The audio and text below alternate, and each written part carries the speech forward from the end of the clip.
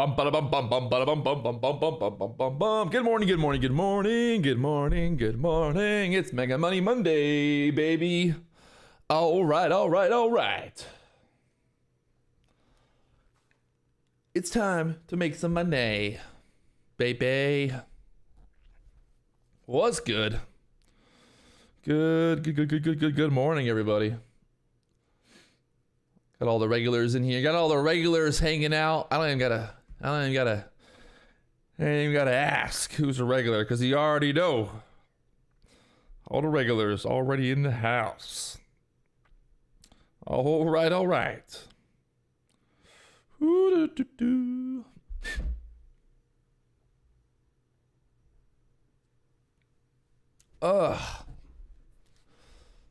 It's been a while. I guess it hasn't really been a while, but it's been about a week since I've woke up at 3 o'clock to get on the live stream, but here we are. We're live on YouTube. Good morning, good morning. If you guys haven't already hit that like button, we got 187 likes. We got to get 300 likes here in the next like minute, or I'm going back to bed. I'm going back to bed. All right. It's kind of funny. I last night talked about on Twitter the idea of kind of getting a little long last night. And here we are. We had a high of 61 overnight on the ES here, pulling back into the 54s right now. It's kind of funny because there were some people last night that were arguing the fact that it wasn't a long, but it was a short. And not that I'm always right, but kind of interesting to see kind of where we're at right now. All right, here we go. So let's pull up the charts, get an idea of what's going on here.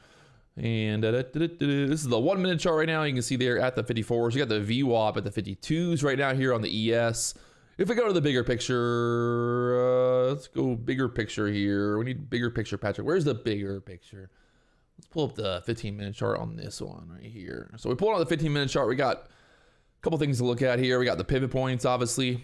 We got the 4,130 pivot point down there. We have a pivot point to the upside at the 83s. Pretty big gap today. Pretty big spacing between the pivot points because of that move on Friday. Pretty much whenever the market moves big the day before, you're going to get the pivot points being a little bit more spaced out. You can see how, Friday's move, I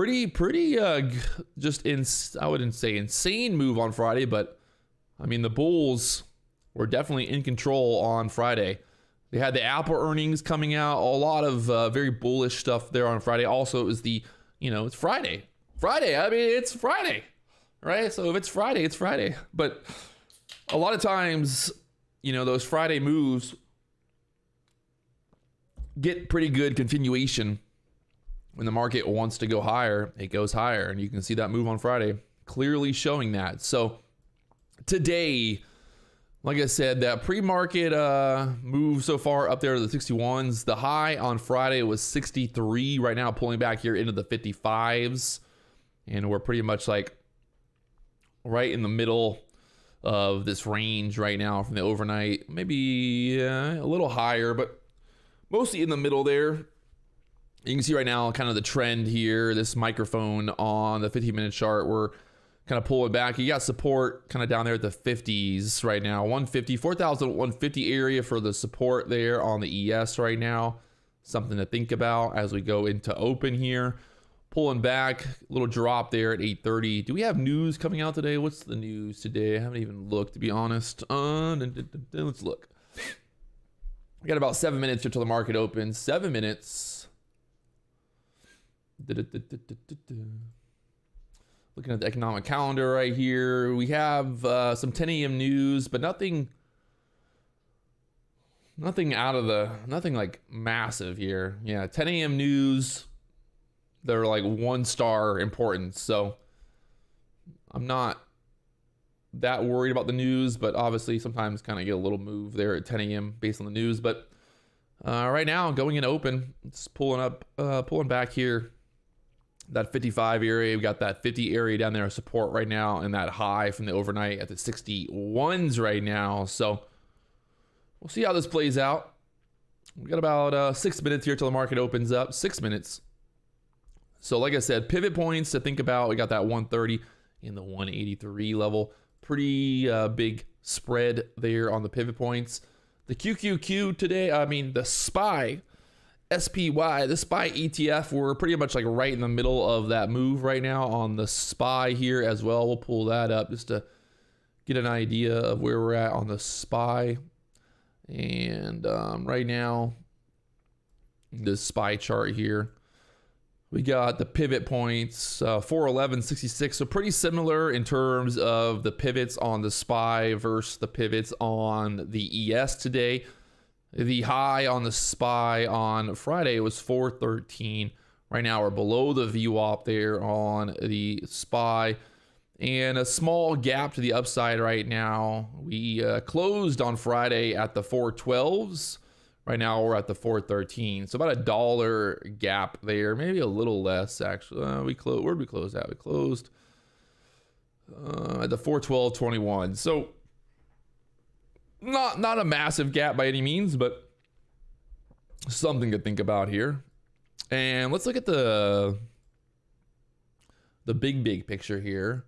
If we look at the hourly chart right now, we can see that high there on Friday at the 413.72 area. That was right in line with that 413 kind of 87. Not as high, but still that high on Friday or on Wednesday of last week was 413.87.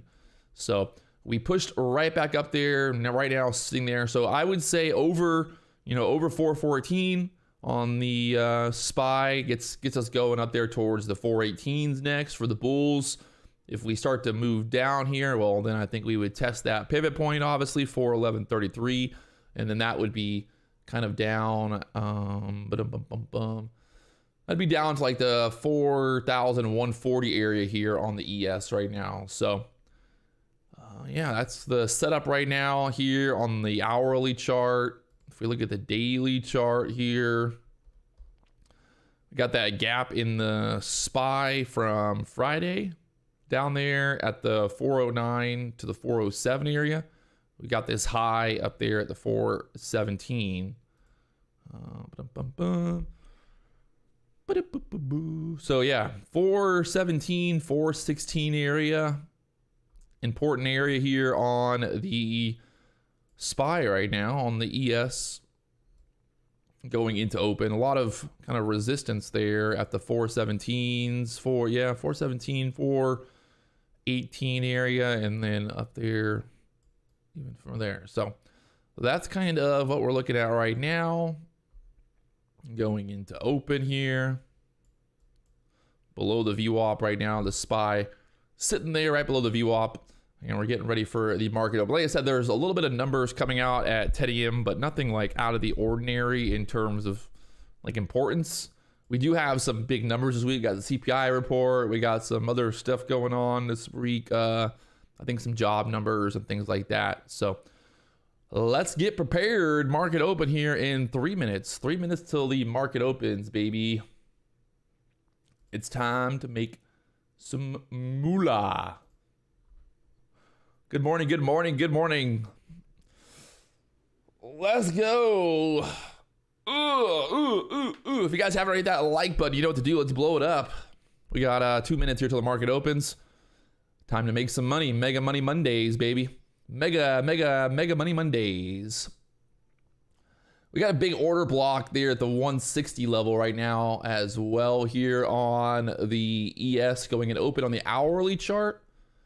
And then, like I said, over that 4,168 area, there's kind of a push up to into the 70s from here. But right now, the ES pulling back here into the 50s. That 150 area support down there next. Got the VWAP right now at the 52s here on the 1 minute chart.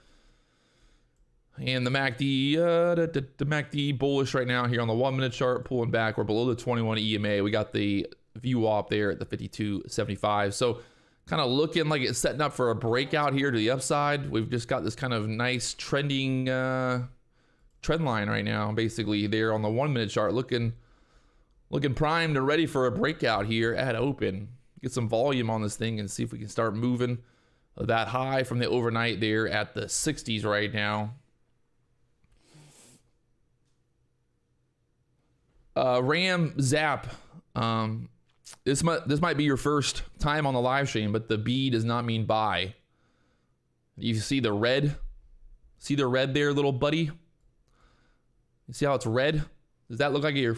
I'm not going to get into it. I'm not going to get into it. Bigger person. Goose fraba. Goose fraba. Goose fraba. Goose fraba. Whatever you want to think, buddy. Whatever you want to think.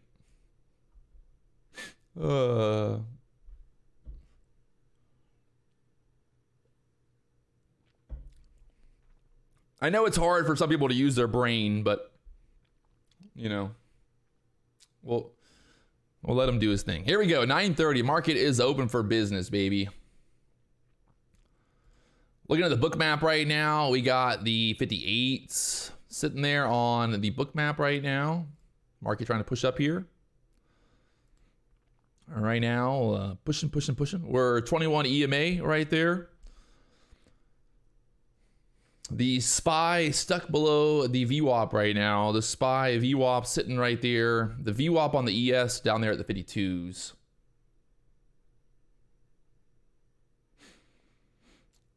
But yes, the B is not buy, it's break, trendline break, and it's red. So yes, it would be a bearish entry there. So appreciate you asking a really stupid question before the market opens there. DK England, why would I answer this is not a question. That's not even a logical question. He was trying to make fun of the fact that there was a buy signal right there, but it wasn't a buy signal. It was a break. And he's a member of the channel, and I know he's been here for longer than 1 day. So anybody that's watched the live stream before would know that the B does not mean buy. It means trendline break. There's no excuse. The old saying that every question is a good question is not a real idea.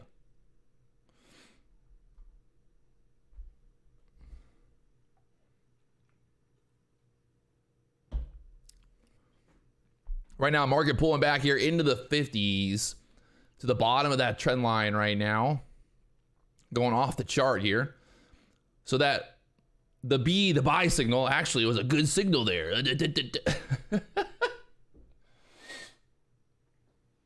It's okay, Rim. I'm just going to go ahead and block you forever because I just don't need it. I don't need the negativity. Don't need your little troll. Goodbye. And on to the next. Here we go.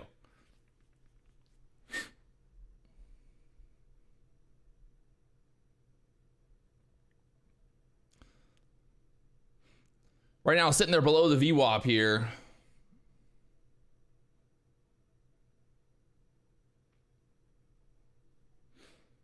We'll see what happens to the 50 area. 50 area support so far from the overnight there. Will it bounce off the 50s here? We got the MACD looking a little bit bearish here on the 1 minute chart. Right now we're pulling back into that trend line on that 15 minute chart that we talked about earlier. 15 minute chart here, pulling back into the 50s right now. And we'll see if we're going to bounce here off of the VWAP.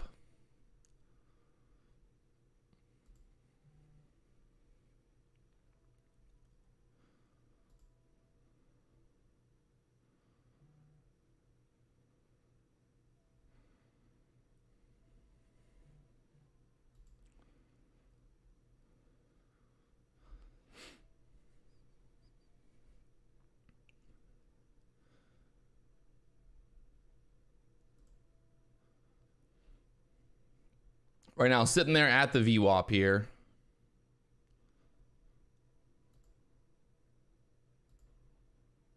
And pulling back into the 150s here. 49 down there right now. Will they bounce it here? The ES and the NASDAQ both below VWAP right now, so...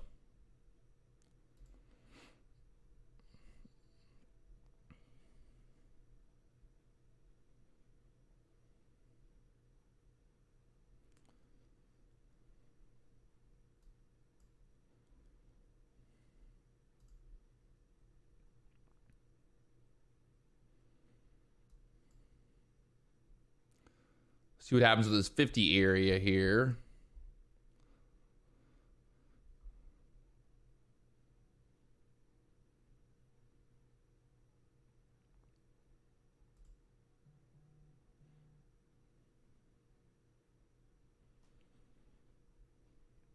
Right now, bouncing there off the 50s, trying to push back up here.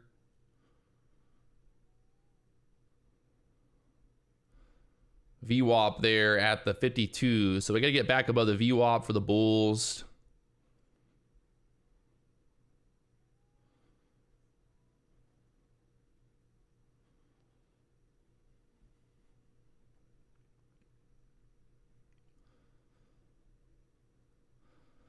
Like I see us reclaim the VWAP here would be nice.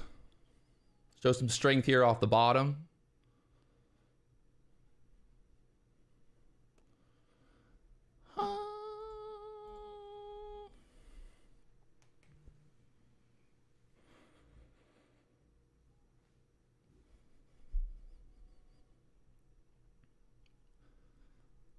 Right now, pushing back out there to the 52s.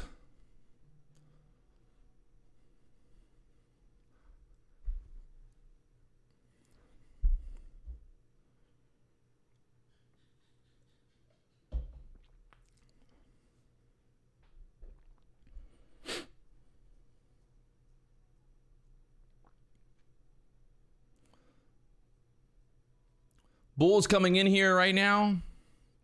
The bulls are coming in.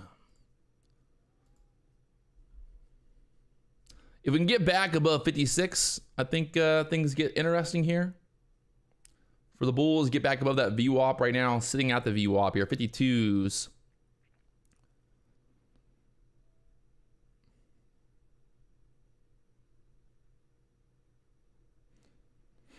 Yeah, it does seem that Trade Evade is kind of lagging or something. I just noticed that.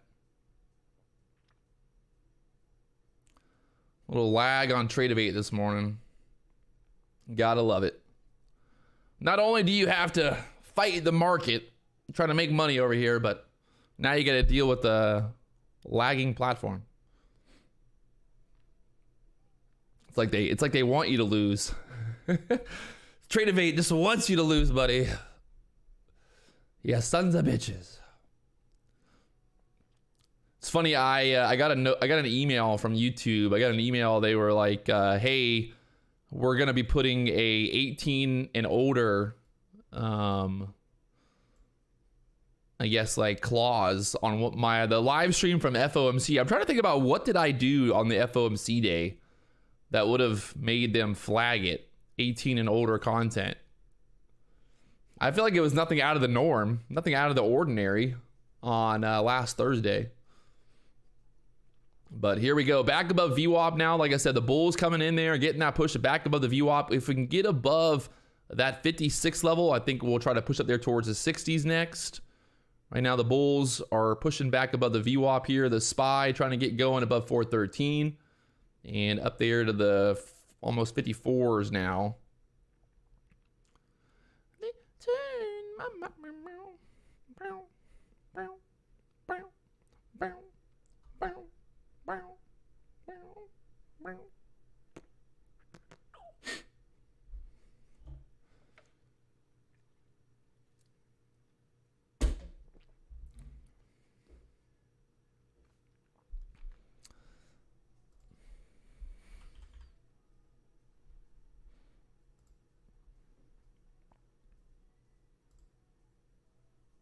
Hey.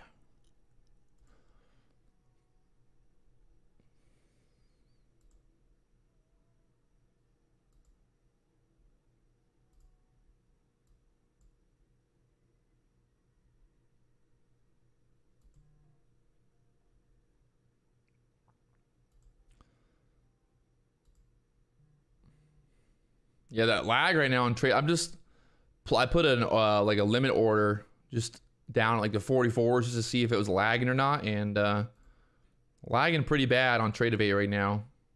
It takes like 1, 2, 3, 4, 5, 6, 7, almost 10 seconds for the order to show up. It's kind of scary. Little scary.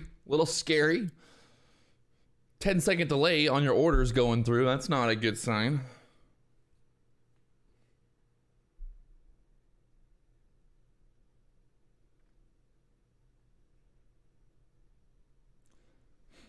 Come on, trade of 8. Why?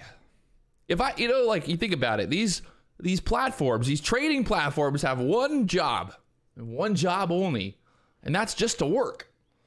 And they don't, and why? Why can't they just work? Why can't they just work? Oh, man. I think if we can get above that 56 level here on the ES, we'll push up there towards, you can see that pivot point, not pivot, the liquidity is sitting there at the 60s right now. So there's that push back up. This is kind of funny because it's bouncing exactly kind of what we thought it would do here. And I want to show you why I was thinking we were going to push back above the VWAP here. Look at the 15-minute chart. This is the Lux Algo indicator there. And look at that, where we bounced right off that trend line here from the overnight. That overnight trend line acting as support right there and pushing us back up there. So if we can get above this 56 level, well, then you're thinking we push up here towards the 60s next. So 56, the high on that candle so far, 56.25 on the 15-minute chart. And we'll see kind of where this ends up going.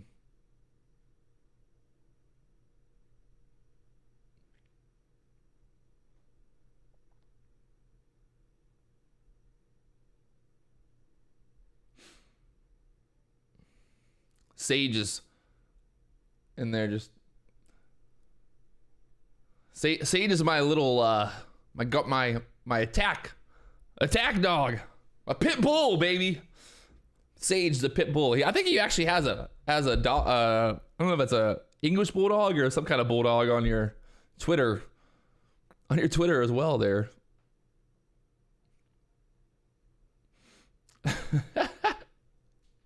Sage the bulldog. We gotta change his name.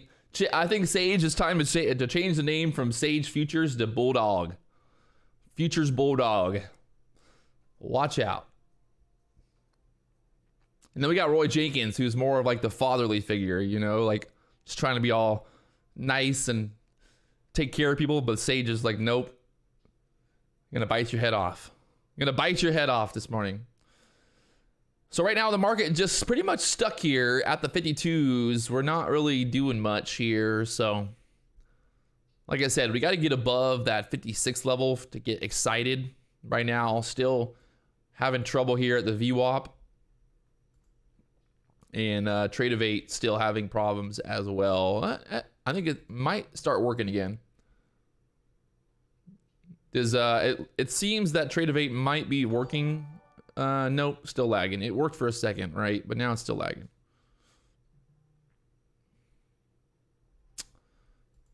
Well, that's no fun.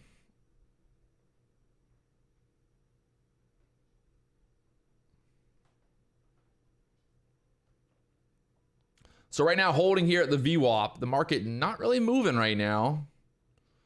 We opened up here at the 56 level. We're at the 53, 54s. We're right there at the VWAP right now.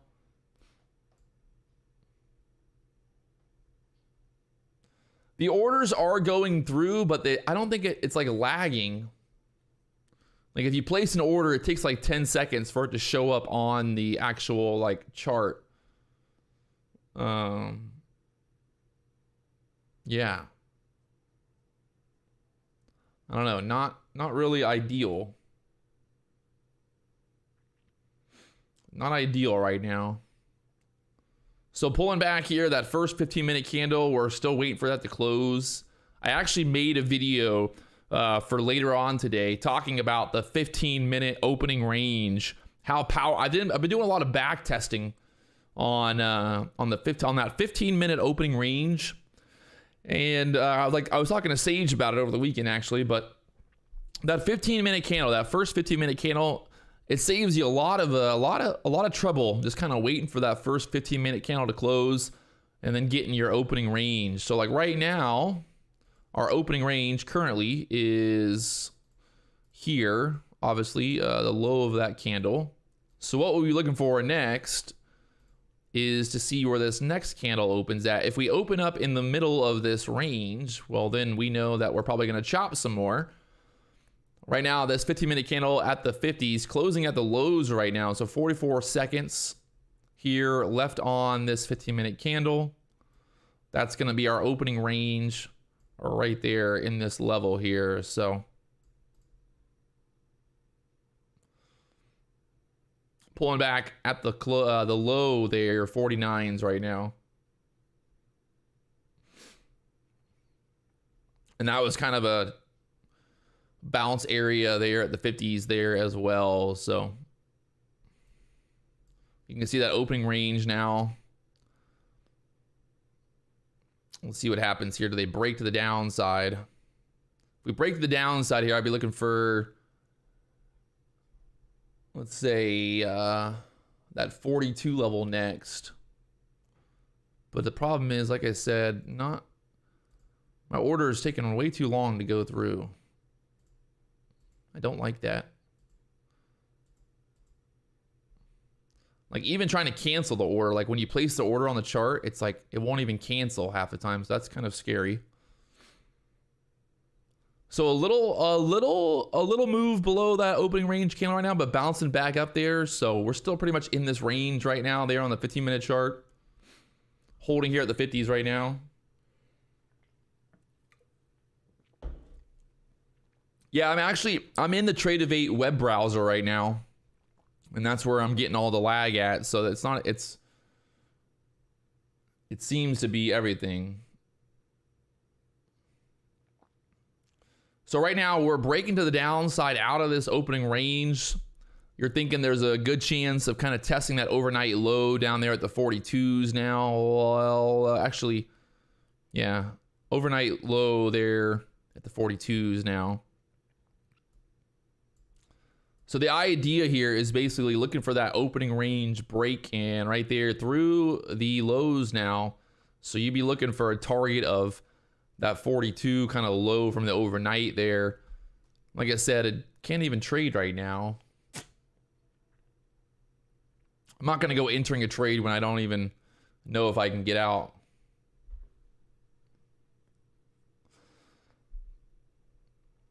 I probably would have taken that trade, though, that break below 50 here, if I wouldn't have been having platform issues here. The last thing I want to do is enter a trade when I don't even know if I can get out of it. And there's that break through the 47s now, trying to move down there. I think 42, 43 area looks pretty good here on the book map right now to pull in there. The dollar trying to bounce back up here.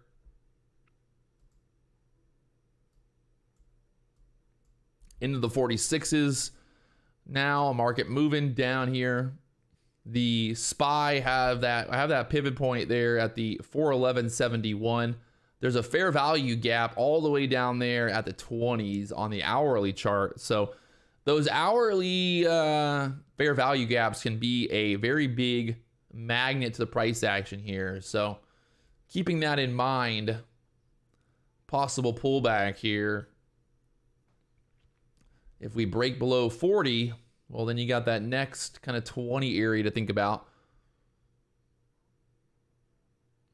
And here we are. Like I said, this is frustrating because I would have 100% been short right here. And there we are down to the 45s.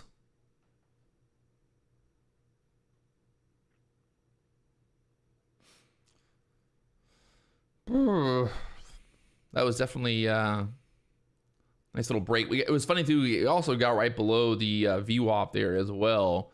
So we broke below the VWAP here, down there to the 45s now. On the book map, there are about 212 contacts sitting there at the 45s and bouncing it back up right now. The MACD looking bearish, VWAP there at the 52s. Everybody's leaving because of Tradevate. Now I'm losing viewers because of Tradevate right now. What is happening? Why? Why? Why? Well, that's no fun. It's no fun. Let's see what happens down here now. VWAP at the 52s.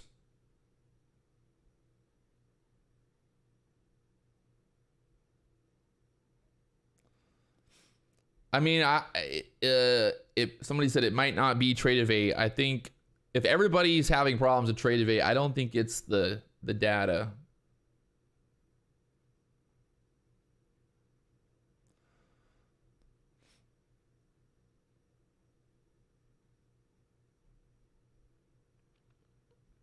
Because I have Rhythmic data. I have Rhythmic on Bookmap and it's working fine, so.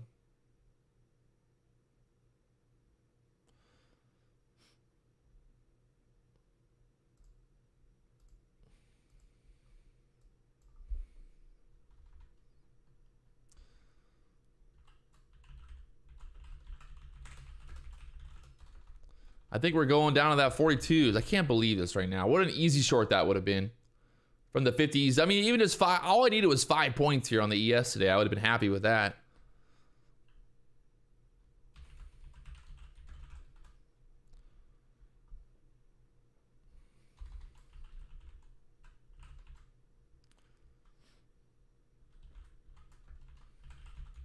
Oh, come on. Are you kidding me right now? Are you kidding me? Why? Why? Why? If this goes to 42 right now, I'm going back to bed. I'm going back to bed. Going back to bed. Oh, come on.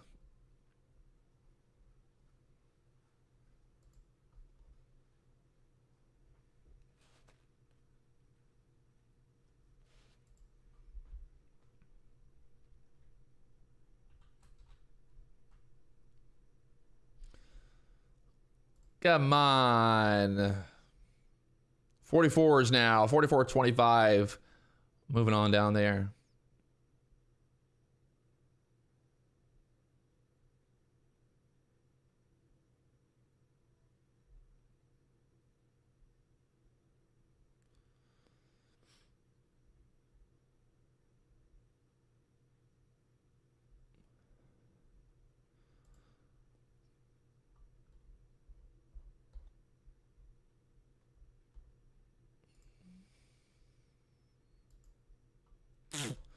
Bum, bum, ba, bum, ba, bum, bum, bum, bum. So the low so far 43.75. That would have been.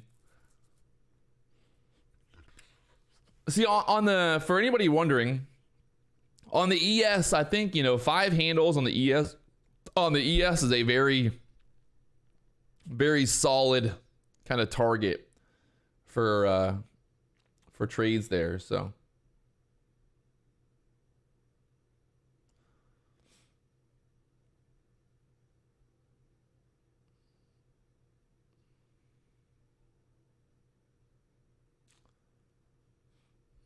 Tradeabate's not acknowledging any issues, but I think we're all experiencing the issues.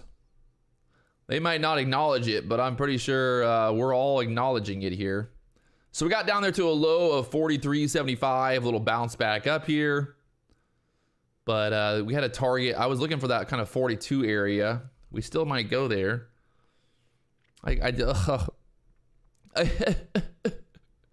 Why? I could have just, that would have been obviously in hindsight now, but we couldn't take a trade, but that would have been our easy 5 handles of the day right there from the 50s now down there to the 43s.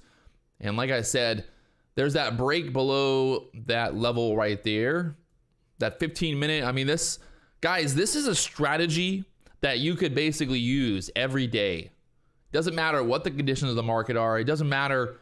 It literally, like, all that matters is you wait for that first 15-minute candle to close, and then you look for the break up or down, and then you take a trade. And you could just literally just take that trade every day and then walk away. I mean, think about it. If I could make 5 handles a day, five points a day on the ES with 3 or 4 contracts, you know, I mean, you could make a good living just trading that one very simple strategy. I mean, it's not rocket science. People love to make trading hard. I think Sage will agree with me there. Sage, why? Why do people like to make trading so hard? I just have not figured that out. There's going to be some guy in the chat that's like, yeah, but you got to think the fair value gap, the opening gap, the new W gap, the pivot point. They're gonna like have a million different reasons to why they didn't enter that trade right there. But I mean, it's pretty clear. Pretty clear how easy that was. So yeah, I mean, if you you get $48,000 a year per contract. So if you're trading, let's say you're trading 5 contracts every day, that's you know, easy $250,000 a year just trading that one strategy for. And the best part about this strategy too is now that you're short, you can leave a runner on there and just walk away. Put your runner stop at the high of that candle, 15-minute candle or whatever it is, and leave a runner on there and maybe get some more money out of it.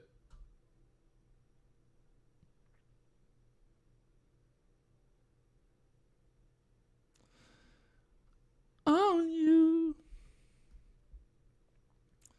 But I'm making a full video later on today, a full video talking about this 15-minute opening range. So if you guys haven't hit that like button, subscribe button, you know what to do, baby. Let's go.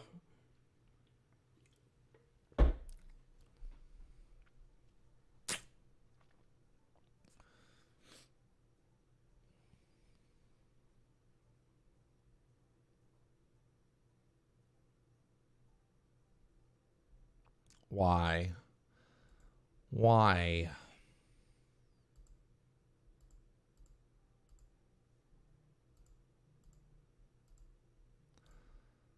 It seems to be, no. Every time I like go to place an order, it just like gets stuck there. Why? Why? I can't even cancel the order out. Like that's very scary. That's some very scary.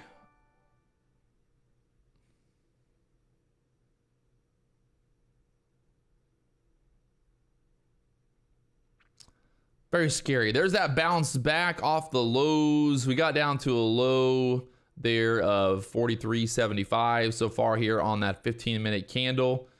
Kind of bouncing off of that deviation off of the VWAP here. So let's see what happens. Market just not really moving right now. Just a good time to sit on your hands and wait for the right opportunities here, my friends. No rush. Remember, make money when it's easy, and when it's not easy, just sit back and be patient, my friends.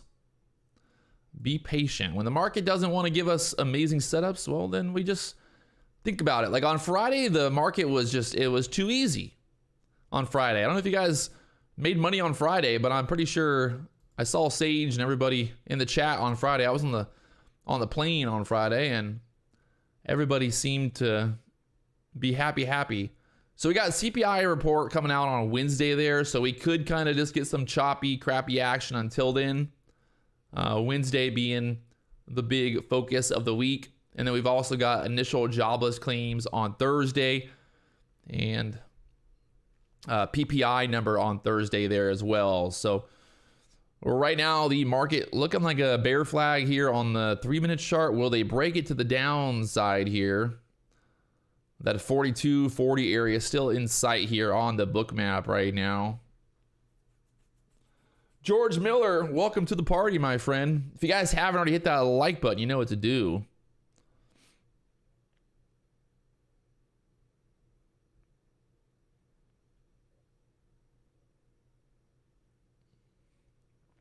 I'm for reals made 40 points on Friday. You son of a gun.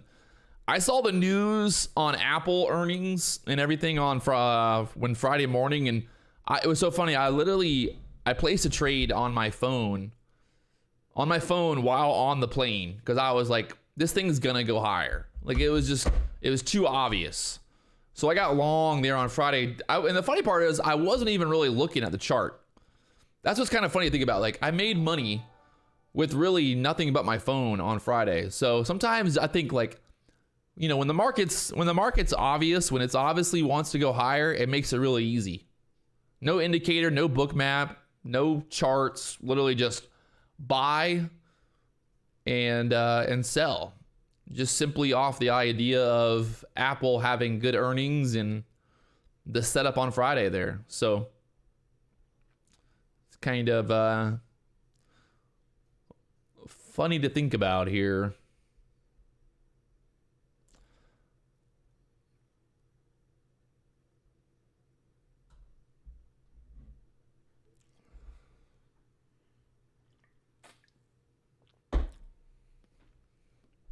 I'm still kind of butthurt right now that I couldn't take this trade here.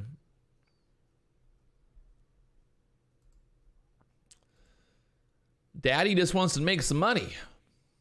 That's all.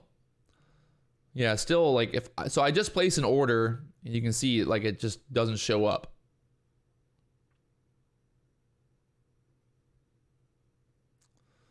Wow.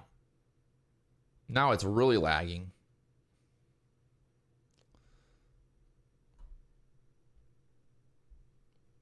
That was like a 30-second delay on placing an order right there, showing up on the chart.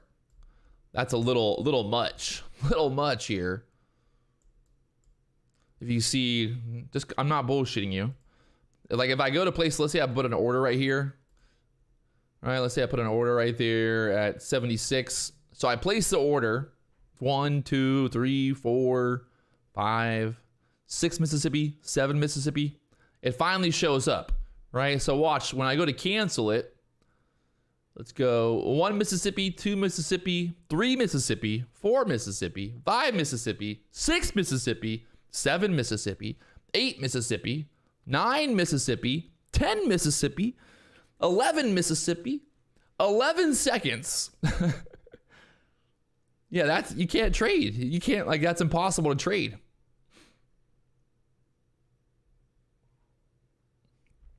Doesn't work. It don't work.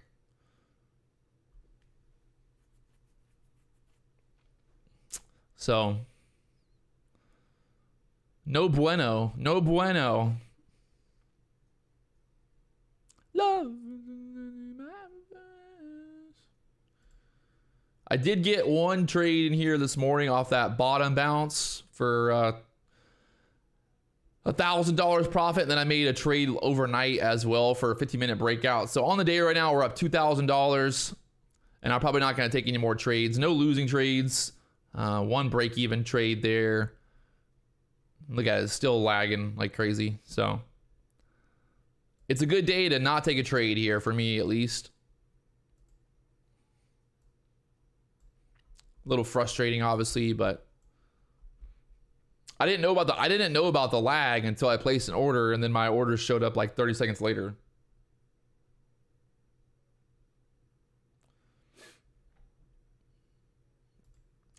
Right now, pushing back up there above the 21 EMA. We got the VWAP there at the 51s. And starting to trend back up here, but we got to get above the VWAP there for the bulls.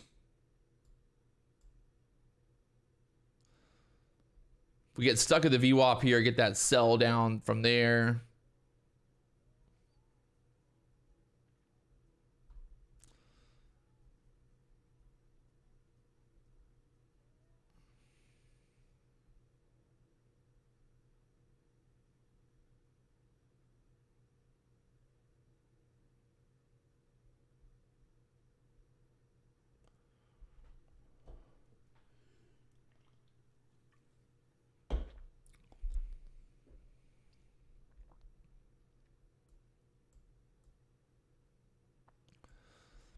One thing, if you're watching this video right now, since we can't even take a trade anyway, think about it like this. This right here, if you're thinking like, oh man, it's pushing back up, it's bullish. This is actually a bear flag here. This is a bear flag as the market starts to push back up. Remember, sellers want to sell high, buyers want to buy low. And what does that look, when you see this push back up, you're thinking like, oh, it's going to recover. But right now, we're pretty much in that bear flag there. So this is not where you want to be getting long at. I wouldn't be getting long until we get back above VWAP here and then show some strength. But as of right now, it's basically this is a bearish movement, if that makes sense. Bearish movement. The MACD did swap, or it did cross there. But as of right now, this is a bearish movement back up here. I see a lot of people confused about this sometimes. You see this push back up and you're like, oh, it's time to get long. But actually, it's time to be patient or to be looking for a short.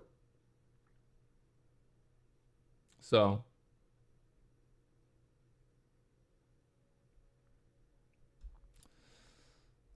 this is the 2-minute chart right now we're looking at. If we go back to the 1-minute chart, we had a sell signal earlier there from the 55s down to the 44s. Had the guy earlier trolling about the buy signal there, but I mean,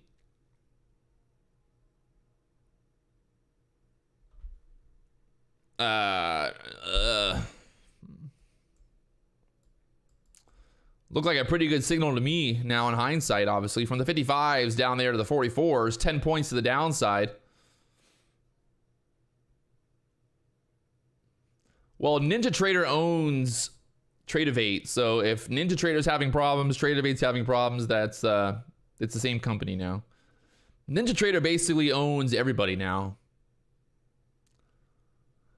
They just pretty much bought everybody, so that the goal for NinjaTrader really was they buy all the broker platforms, they buy everybody up, and then they set the price.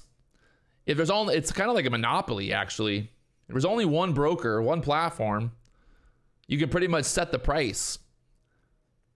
What people don't know about as well is with Tradeovate, even with the prop firms, even when you're trading in an evaluation, you know, Topstep's paying for data basically for that account and then paying NinjaTrader, you know, to basically use that platform. So they're making tons of money.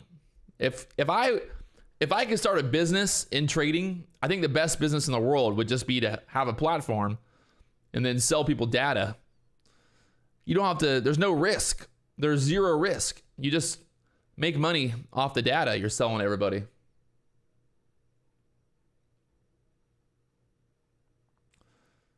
My next business, I'm starting my own platform here. I got to figure it out. I'm coming for you, NinjaTrader. I'm coming for you.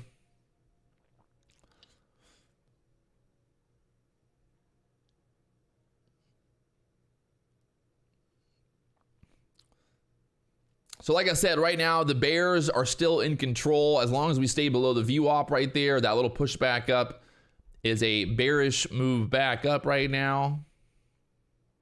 If we get stuck here at the 50s, I'm interested to see if we're going to move back down here now. Bookmap liquidity sitting there at the 44s here.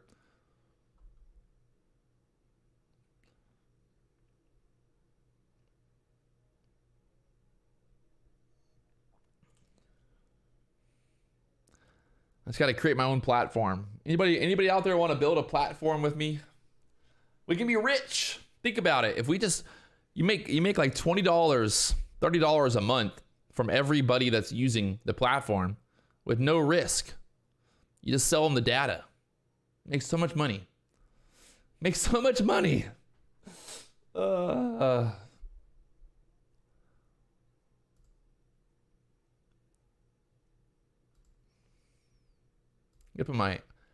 Why is it ever, I don't understand why every time I turn Bookmap off, I lose my icebergs. I gotta go and reload it. I've never had that happen before. And like I said, there's the bears coming back in there. The sellers want to sell high. The buyers want to buy low. That 50 area acting as a resistance right now. There's about 317 contracts there at the 50s. VWAP right now on the ES there at the 51s here. So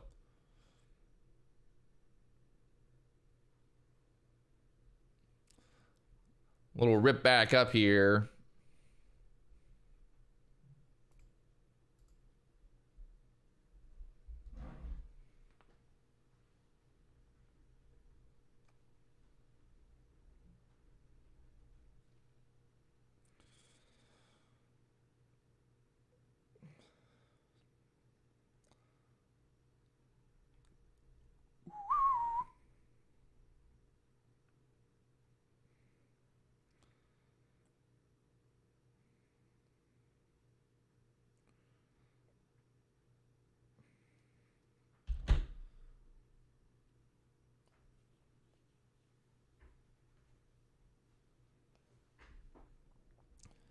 One of the hardest parts of trading is, you know, sticking to the plan, even like, right, see that little pushback up, you're like, oh, it's almost like a fake out, right? Like if you're short from here earlier and you're seeing this pushback up, you're like, oh, is this thing gonna squeeze back up now? But the nice thing about having the VWAP on the chart there is like, if you're short, you're just sitting there like there's no reason to do anything. Like I don't need to cover. I mean, I don't need to, you know, I definitely don't need to get long until we break back above the VWAP there. So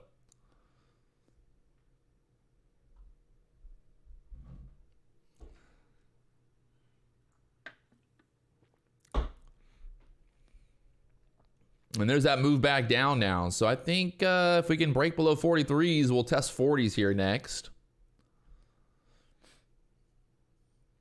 The SPY got stuck there at the 412.50 VWAP area.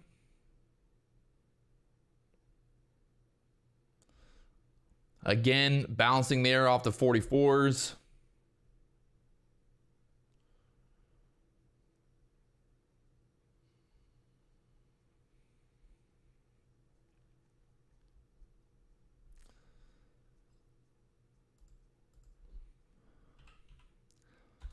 Oh, I'm excited. I'm buying a new jet ski this week. Have you ever seen anybody?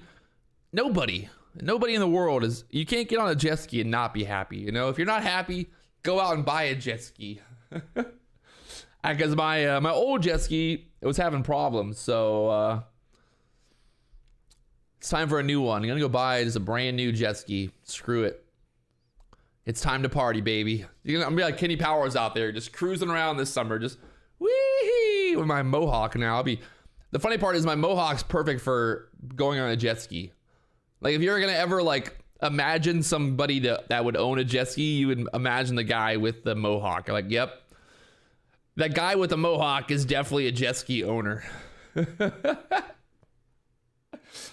That guy that has a Mohawk on YouTube, he definitely owns a jet ski. I can guarantee it.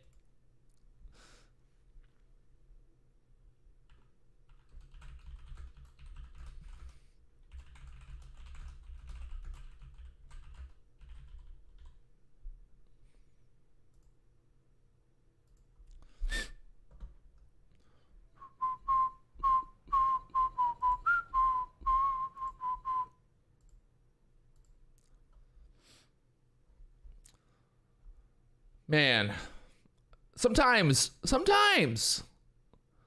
I impress myself. Sometimes.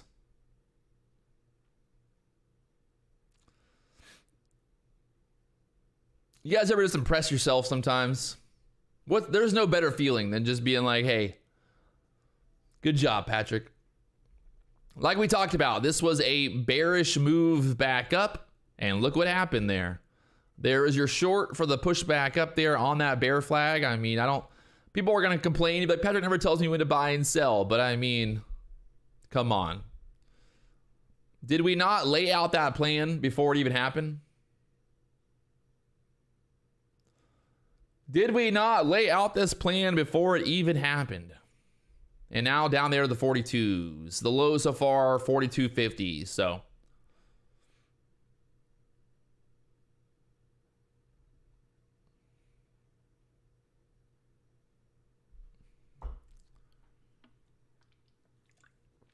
that's an 8-point move from that pushback up from the 50s down there to the 42s now. So again, another easy 5 handles here. Easy trade. That's what I like to see, baby. If you guys are watching the live stream every day, you're gonna get to a point. The really cool thing, you know, I did the obviously we had me talking about quitting YouTube and all that. I got so many messages from people that were like, hey, you changed my trading forever. Like I had this guy reach out to me. He said that he's been trading for like 6 years and he's never been consistent for 6 years. And then he's like, I started watching your live streams about a year ago. And he's like, ever since I started watching your live streams, everything has changed. And it's not the fact that I'm even like going to claim that I'm the best trader in the world, but I think sometimes it's almost very empowering to see somebody else like finding consistency. When you see somebody else doing it, you're like, oh, well, if he can do it, he's got a Mohawk and he can do it, so why can't I? So it's like the old thing of like, the first time somebody walked on the moon, it's like no one thought you could ever walk on the moon, but now everyone's like, well, walking on the moon is just a normal thing. So once something is seen over and over and over, it just becomes like expected. It becomes just very realized, right? It becomes very real once you see somebody else do it. So I think it's a very powerful thing. And again, big shout out to everybody that reached out to me and showed all that love. But I think the coolest thing to see out of that whole entire debacle was the fact that like how many people reached out and were like, hey, you've changed my trading. You've given me hope. You've showed me the way. And again, it's not even that I'm sitting here claiming to be the best trader in the world, but I think sometimes it's just having other people to be around that are also kind of focused on finding consistency, and people that are also just focused on, looking for the best trades, the best opportunities. It makes it all just a lot easier. So that was 2 trades this morning that were just cut and dry. Remember that 15-minute candle. If you guys are not if you're not looking at that first 15-minute candle to see what's going on there, you're blowing it. I mean, it was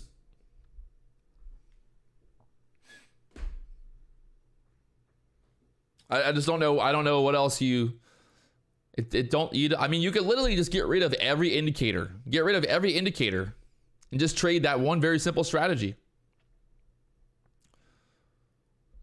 And look, you had that was 2 opportunities there. The nice thing too is like if we stay below that opening range candle, like right now we're below there, there's no reason to get long, right? There's no reason to do anything other than be looking for shorts. There's just nothing to do here as long as we're below that opening range. And the cool thing too about that opening range a lot of times is that, guess what? It turns into resistance. You see how we push back up there on this candle right there? Look where we pushed back up into. We pushed back up into that opening range. Got denied and then sold down again. Down here to the 42s. It's not rocket science, guys. Don't overcomplicate this stuff. People love to overcomplicate trading.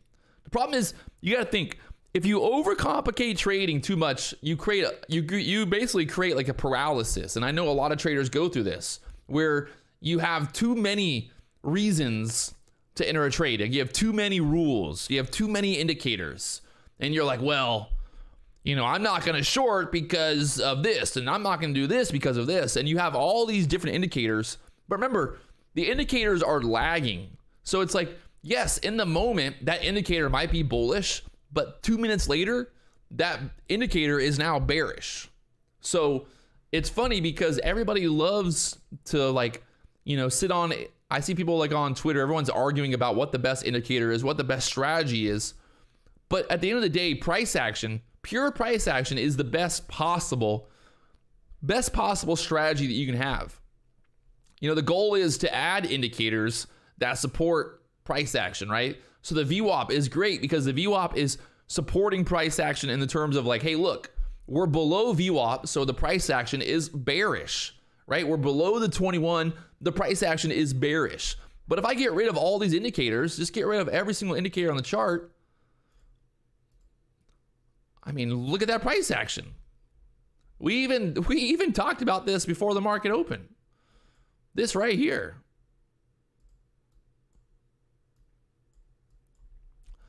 What's the market doing? Like, you don't need any indicators to see that trend. It's just pure price action.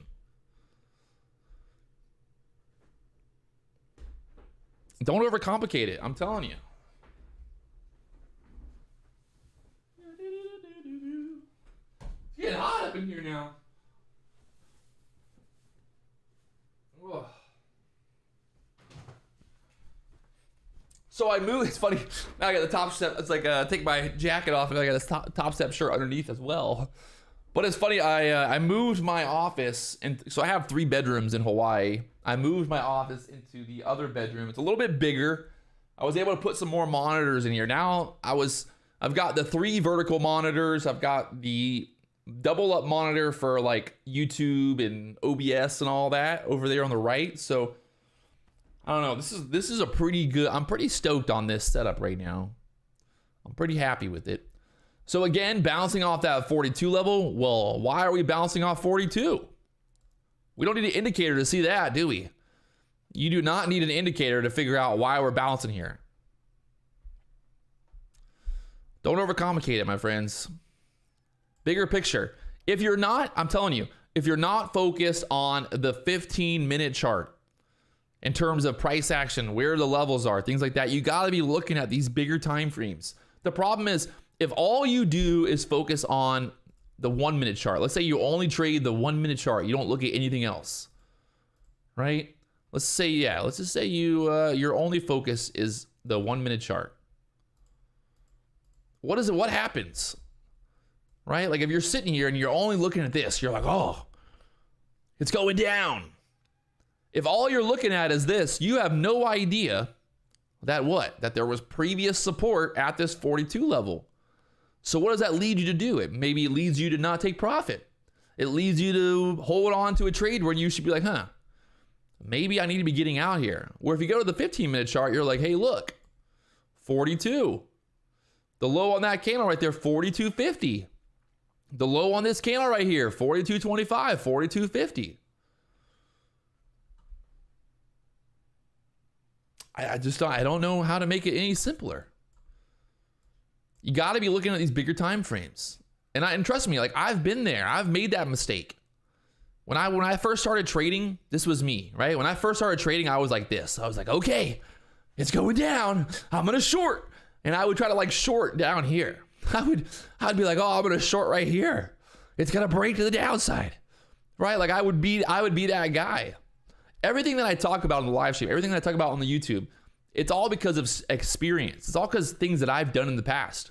I don't sit here and just like talk shit and just tell people like, oh, do this, because I don't have experience. This is 7 years of me making mistakes. I made all the mistakes that you could possibly make as a trader. So what I'm trying to do is help you guys avoid making those costly mistakes. Not just capital-wise, but mental, emotional. These are all mistakes that will lead you to blowing up your account. Because if you're only focused, if you're looking at the 1-minute chart like this, and you're just like, oh, like imagine if all you're doing is looking at the chart like this. You have no context. You have no idea that there's support here at 42. And you're like, well, I'm going to get short. It's going to go down. It's going to, like, if all you're focused on is just this very small picture, you're going to end up losing because you don't have a bigger picture. Keep that 15-minute chart very readily available. You know, I've got the 15-minute chart. I've got the hourly chart. I've got the SPY chart. I've got the 15-minute chart on the NASDAQ.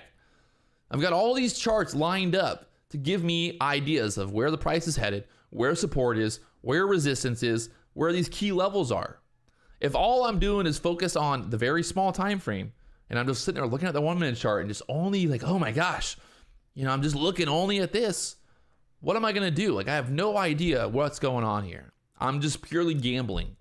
If I'm trading the 1-minute chart and I'm only looking at the candles on the 1-minute chart, I'm going to get blown up. I'm going to blow myself up. My account's going to get blown up real quick. You know, I've been there. I'm telling you. This is not me just sitting here like making up stories. You guys can go and watch my videos on YouTube for the last 7 years. You would see if there's videos of me on YouTube trading like this. You know, this is literally how I used to trade. Maybe not on futures, but back when I traded penny stocks and things like that, I'd be like, okay, here we go, 1-minute chart. Here we go. I'd be so focused on that 1-minute chart, man. I'm telling you. It was terrible. Just the simple idea of zooming out, looking at the bigger time frame, has made my trading that much better.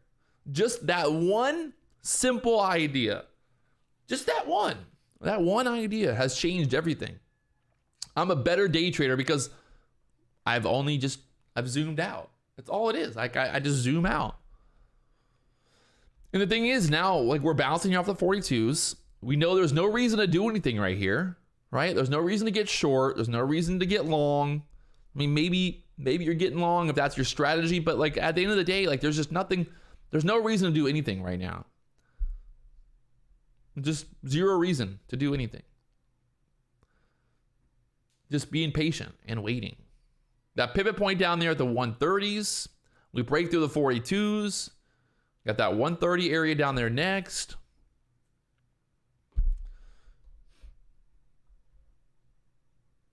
I really I hate to sound like a broken record over and over, but I mean, don't overcomplicate this. The worst thing you can do with trading is overcomplicating it.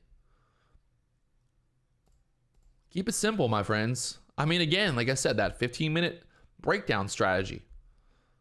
From the low of that candle was 49. If you got short and we broke below the low of that candle, it's like, whoop, there you go. 5 points down to the 44s. Walk away. Do that, over and over and over all year long. Just trade that one strategy every day. Think of how much money you can make just by trading that one strategy. How much easier your life would be. If you feel like you're constantly chasing price action, you feel like you're just constantly either FOMOing into it, you're late to the trade, you're like, you have to always wait to get confirmation, you're gonna end up losing in the long run. You end up blowing up. You end up hating life. You're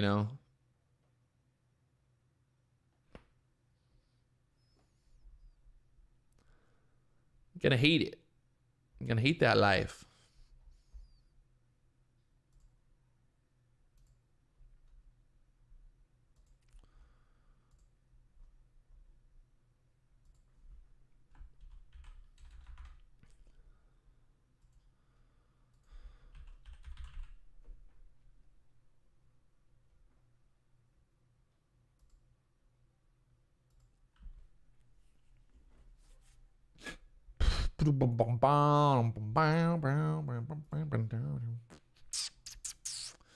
Still on the book map right now, that 40 area sitting down there, liquidity at the 40s, the dollar pushing up here.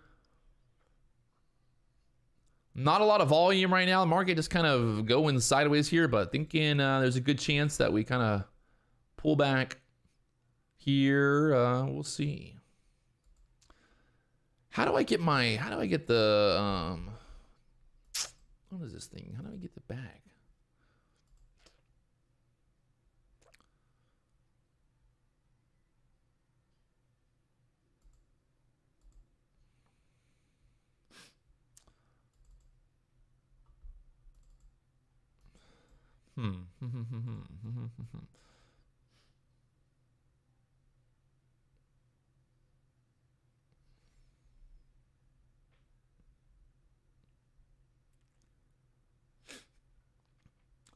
Charles, that's just experience, my friend. 7 years of experience. People always ask me like, well, Patrick, how'd you know this was going to happen? It's not that I know that the market's going to go up or go down or anything like that. It's just, I've seen this price action before. Think about it. The market's not like doing new things. There's just constant patterns repeating. The market, I mean, at the end of the day, there's only a certain amount of patterns in the market. There's only a certain amount of ways the market can move. It might be 100 different ways, it might be 200 different ways, but at the end of the day, there's only a certain amount of ways the market can move. There's only a certain amount of patterns. The market is not going to be like, hey, today I'm going to do something totally different that's never been done before. Right? Like, think about that. Like, the market's not going to just be like, today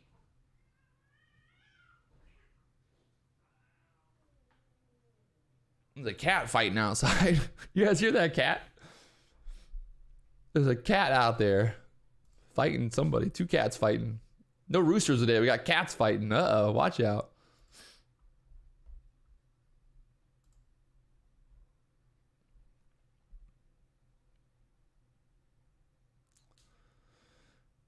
That liquidity down there at the 40s looking pretty heavy right now. I'd be surprised if we don't touch 40s here. I'd be very surprised. If you guys want to learn more, or you want to do a one-on-one call with Sage, there's a link there in the chat box to check it out. With the Market Flow Trader community now, Sage is spending his time to get people out of the funk. If you're going through problems, you're having problems with consistency, well, might be a good investment. You think about it. The price of doing an hour-long call with Sage. What do you charge, Sage? $300? It's funny because people will complain about spending $300 to like actually get better at trading and learn. But they'll have no problem losing $1,000 in 1 minute. That's what I always think is so funny. People have no problem losing, thousands of dollars in a matter of minutes. But when it comes to actually investing in themselves, they're like, no. I don't want to learn. I just want to keep losing. All right. Like, hey, okay, cool. Again, bouncing off that 42.25 level.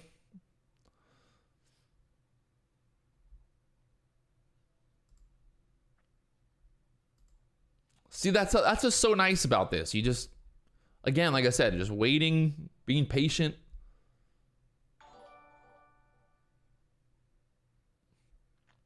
What would be the plan below 42s? I would say I would wait for a break below 42 and then turn. I'd like to get that break below 40 here. This is kind of a bouncy area here. I wouldn't want to get short right at 42. If we push back up here, maybe looking for another short opportunity back at the VWAP area, but I definitely don't want to be getting short at the bottom. Remember, buyers want to buy the bottom, sellers want to sell the top. So it's just being patient, right? Like right now, we have no real signal here. Look at the 15-minute chart. I mean, it's just kind of just chopping around down here. We're right at that SPY pivot as well. The SPY pivot there at the 411.60 area. Yeah, not really any reason to do anything right here.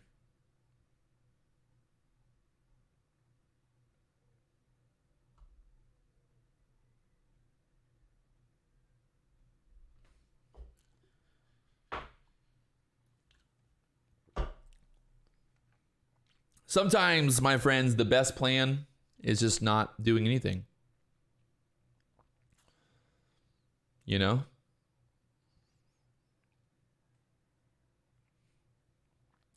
Sometimes the best trade plan is just not taking a trade at all. Look at that bounce back up here now. Just kind of chopping around down here. From the 42s back up there to the 47s. Kind of a triple bottom there on the 1-minute chart right now. Trying to push back above the 21 EMA there on the 2-minute chart.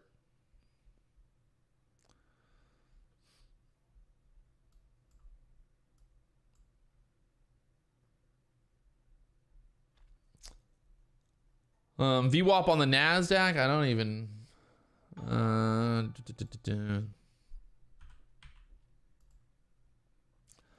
The NASDAQ VWAP is 292.75. Pretty much. Yeah, 292.50. Look at the NASDAQ right now looking very, I would say, bearish here.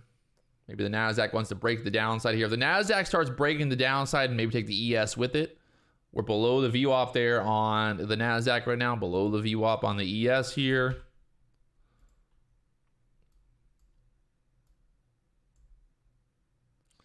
I would say that setup on the NASDAQ definitely looking a little bit more bearish than the setup on the ES right now.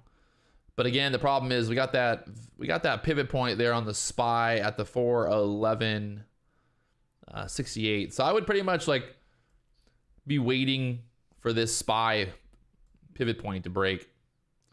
We'd want to see this. This is what I would like to see. If I was going to look for a short, I'd like to see that break below the SPY pivot, push back up, turn that SPY pivot into resistance, and then get that next move down.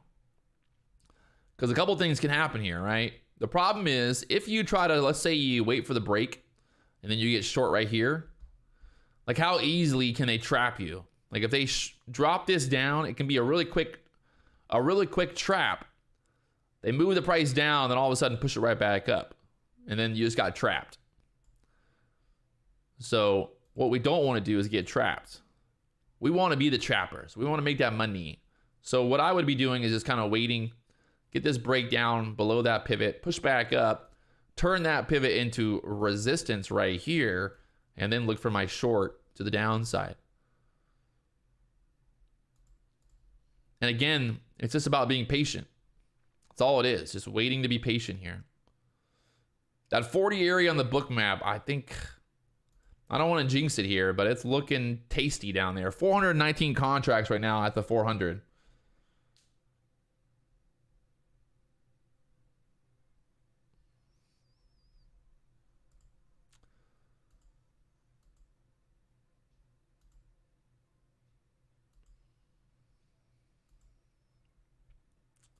Right? Like there's not really anything to do here. I think we're going to break through that 42s here. Look at how, this is why the book map, you got to love it, man. The book map is so powerful. So powerful as a tool to see where that liquidity is. We saw that liquidity down there at the 40s. We talked about that liquidity area, and look where we're at now. Very high kind of chance. We pulled back here from the 47s back to the 42s. Oh, baby.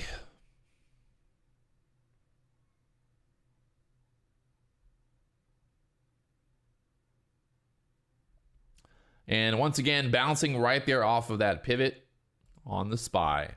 This is just a simple pivot point on the SPY. This is the... What's interesting is if you look at the ES, we don't have a pivot right there, right? The pivot on the ES is down there at the 130s. People always ask me, like, Patrick, why do you use the SPY pivot points? I mean, is this not a great example of that? Is this, I mean, does this not explain to you why I use the SPY pivot points now? Because look, that SPY pivot point's being respected.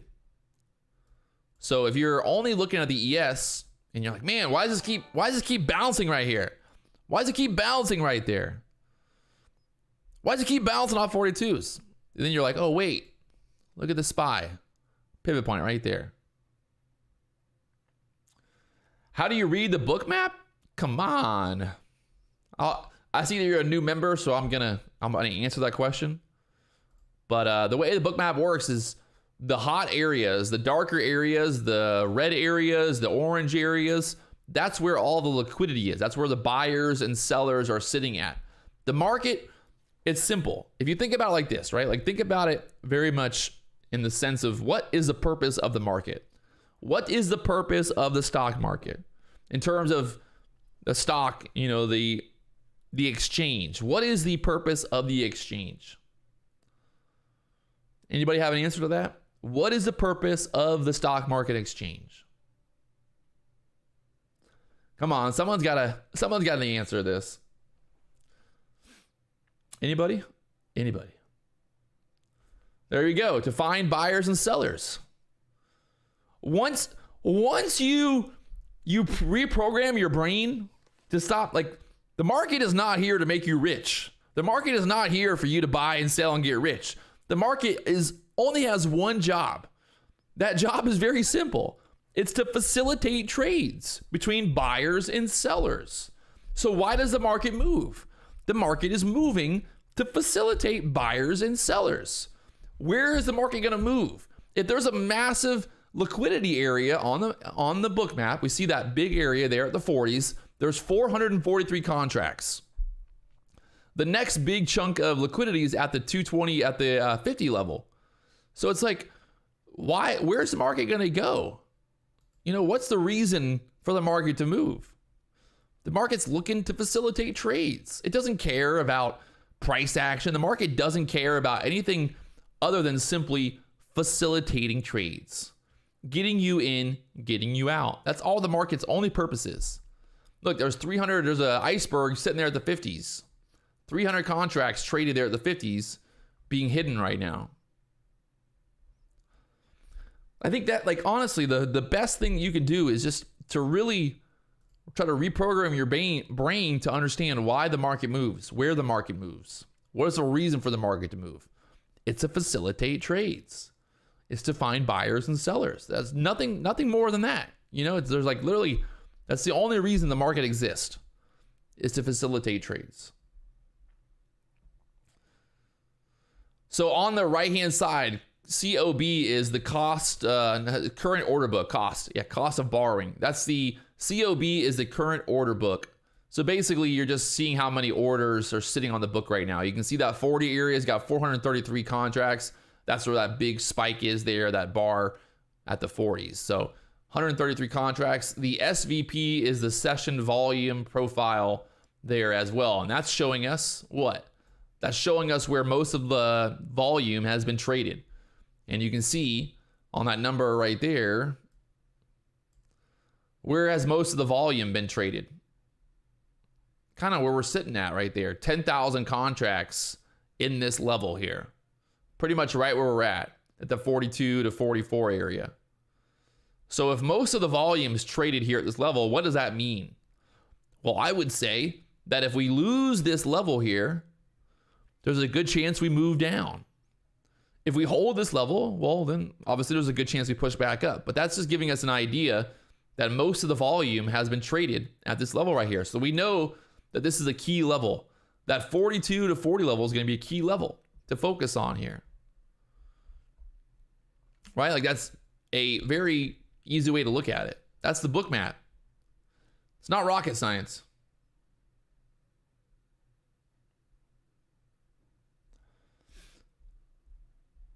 Well, on the order book, yeah, the orders to the upside, like up here, the red, that's sellers. To the downside, it's going to be buyers. Green, red. Correct. Green, I mean, pretty much green's always going to mean buyers. And it doesn't, but the thing is, like, I guess I should also warn you that just because there is orders sitting up here at the 49s, it doesn't always mean 100% that that's a seller. It could be, you know, it could be a buyer sitting there with a buy stop order as well. So it's not as easy as just like, oh my gosh, there's, you know, all these sellers sitting there. That's not always the case. That could be a short with the stop limit order trying to get covered there. I mean, there's a lot to it. At the end of the day, it's not so much focused on the buyers and the sellers. It's more just focused on where the actual volume is, where the liquidity is. I don't care if it's buyers and sellers. It's more so like, where are the orders sitting at? Where are the orders at? Where's the liquidity at? I think that's the best way to think about it. Once you get rid of this idea of like buyers and sellers, it kind of also changes up like, okay, where's the liquidity? That's why I say liquidity. I don't get there and go, oh my God, look, there's a big seller. No, it's like there's a big order. I don't know for sure if it's somebody trying to get covered from a short. I don't know if it's somebody that's trying to short there. I don't know for sure. All I know is that there's orders sitting there. It could be a buyer, it could be a seller, but there's orders. And you can see right now we're pushing back up there to the that area of liquidity now. We couldn't move down, so guess what? Now the market pushes back up.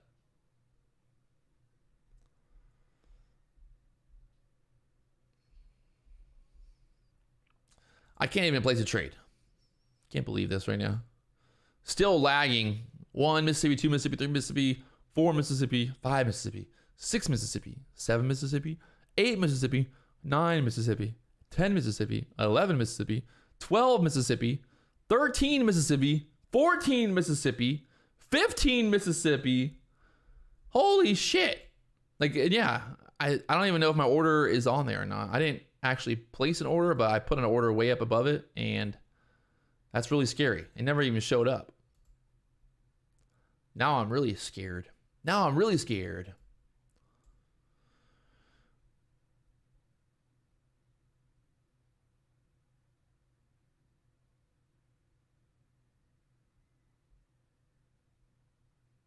Yeah, that's scary. That's scary.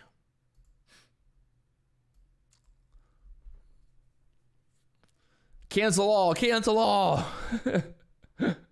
Cancel all.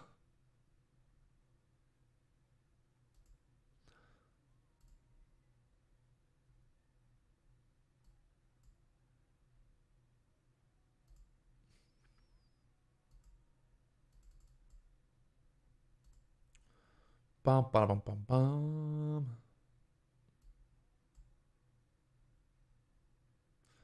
Time to do the...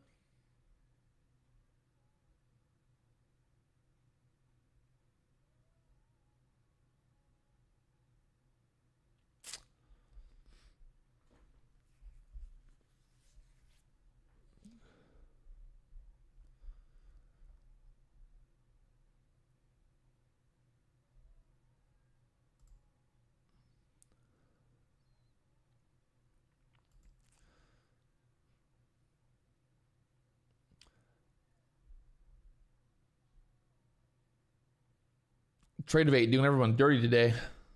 This is scary. Like, I don't even know if I'm definitely not going to do anything else here because I placed that trade and it like didn't even show up on the book. I mean, on the chart.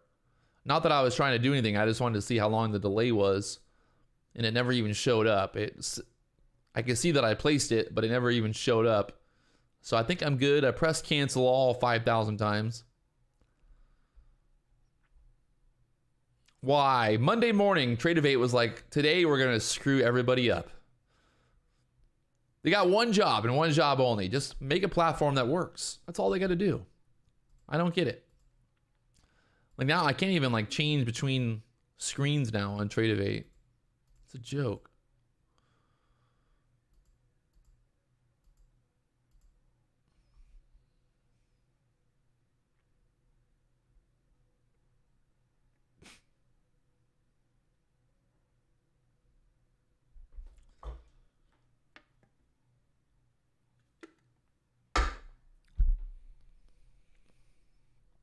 Look what's happening here on the SPY chart, getting denied there at the VWAP right now. As long as we stay below that VWAP there, bears are in control. That's what I love so much about the VWAP.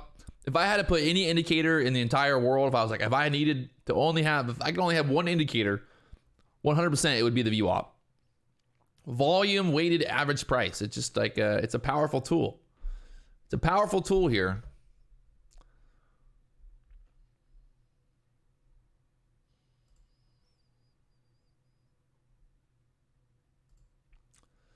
It's a powerful tool. Just sitting back here, waiting and watching.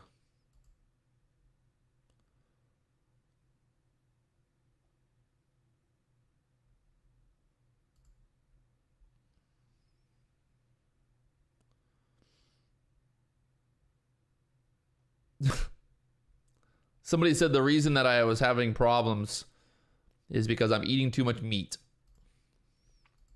Huh. I would have to disagree, but okay. Patrick, the problems that you're having is all because you're eating too much meat. Well, I don't know. Is that really my problem? I don't know. I don't know. I think it's a little bit deeper than that.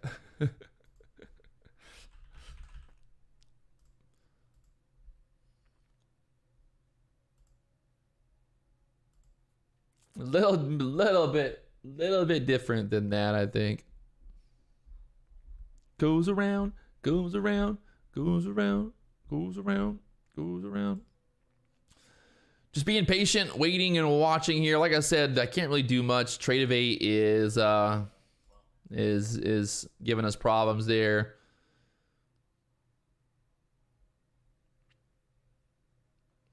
Not really any reason to do anything here, I think, anyway. The best part about this is probably not a bad, I will say, this is probably if the Trade of 8 didn't want to work, today was a good day for it not to work. And we've barely moved. I mean, we've went, what, 10 points here today since open? So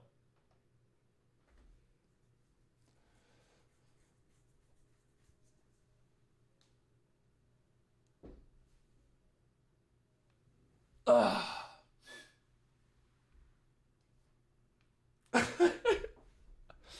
God. I woke up this morning and I meditated. That was kind of fun. Just the problem is I didn't meditate for the idea of my platform not working. So that wasn't good. Tomorrow I got to make sure when I wake up to meditate on the idea that maybe my platform won't work. And then maybe it will work. Right now, pushing back up there above the VWAP here on the SPY. So holding that pivot point there on the SPY at the 411.50, what is that, 411.60 area here. And pushing back up there to the VWAP right now. At that level here on the book map, we can see there's a bunch of action here at this 50 level. So we pushed up to that 50 level again, and we'll see what happens through there. If we start to move back up here on the 15-minute chart, looking not so hot still. I mean, I wouldn't be like super excited about getting long here, to be honestly.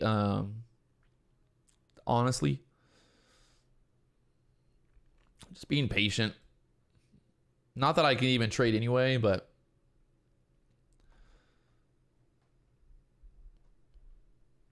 nothing about this right now tells me to do anything really. Just staying out of it. The VWAP getting stuck there. How do I, if I have a indicator, my MACD, how do I get that to show up if it goes away on the bottom of trading view? See, like now it's back there, but how did it disappear in the first place? How do you uncollapse it, I guess, is the question. Right now, the ES trying to eat through that 50 level here. Getting stuck there. 350 contracts traded there. Iceberg sitting there right now.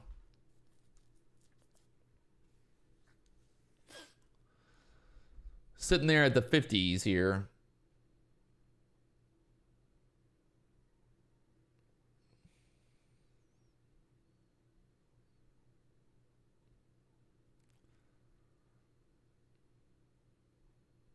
We got this dude.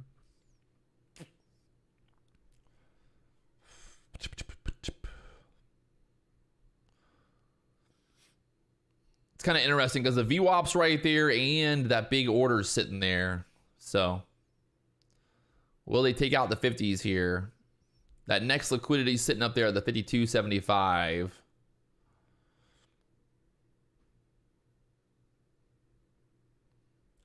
Walk away.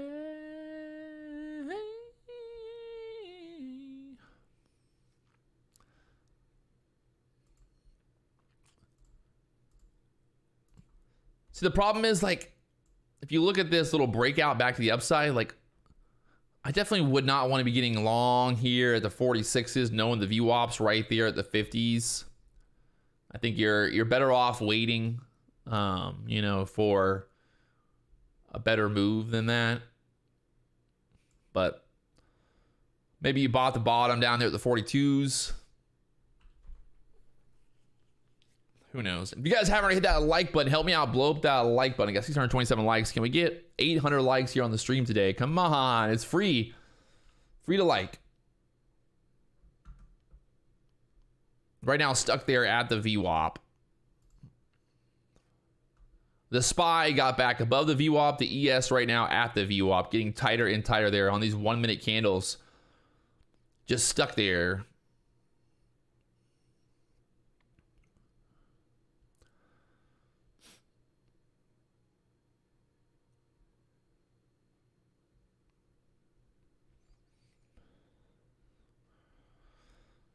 Not sure how much longer I'm gonna stick. I don't know how much longer I'm gonna stick around here, but I'll maybe like another hour.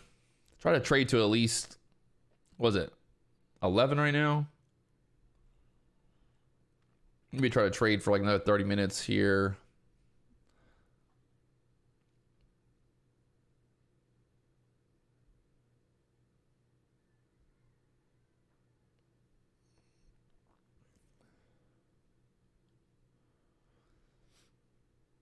that 50 area, just not getting through there right now. I got to get through that 50s. 50, 50, 50, 50, 50, 50, 50.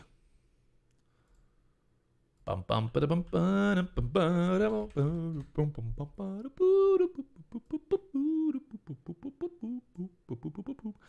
if you guys want to learn more about Topstep right now, if you've never signed up for Topstep, you can click the link down below to get 20% off. The thing that I really like, obviously, like, full disclosure, obviously I'm an affiliate of Topstep, so I do benefit if you sign up through my link. But the thing is, if you think about it, the cost of a combine account is the cheapest one. What's the cheapest one right now? The cheapest one right now is the 50,000 account here, which is, well, I don't want that. Where's the pricing at? No pricing on here. Come on. Well, there's no pricing here. I think what does the $50,000 account cost? What, they got no prices on here anymore? What the hell?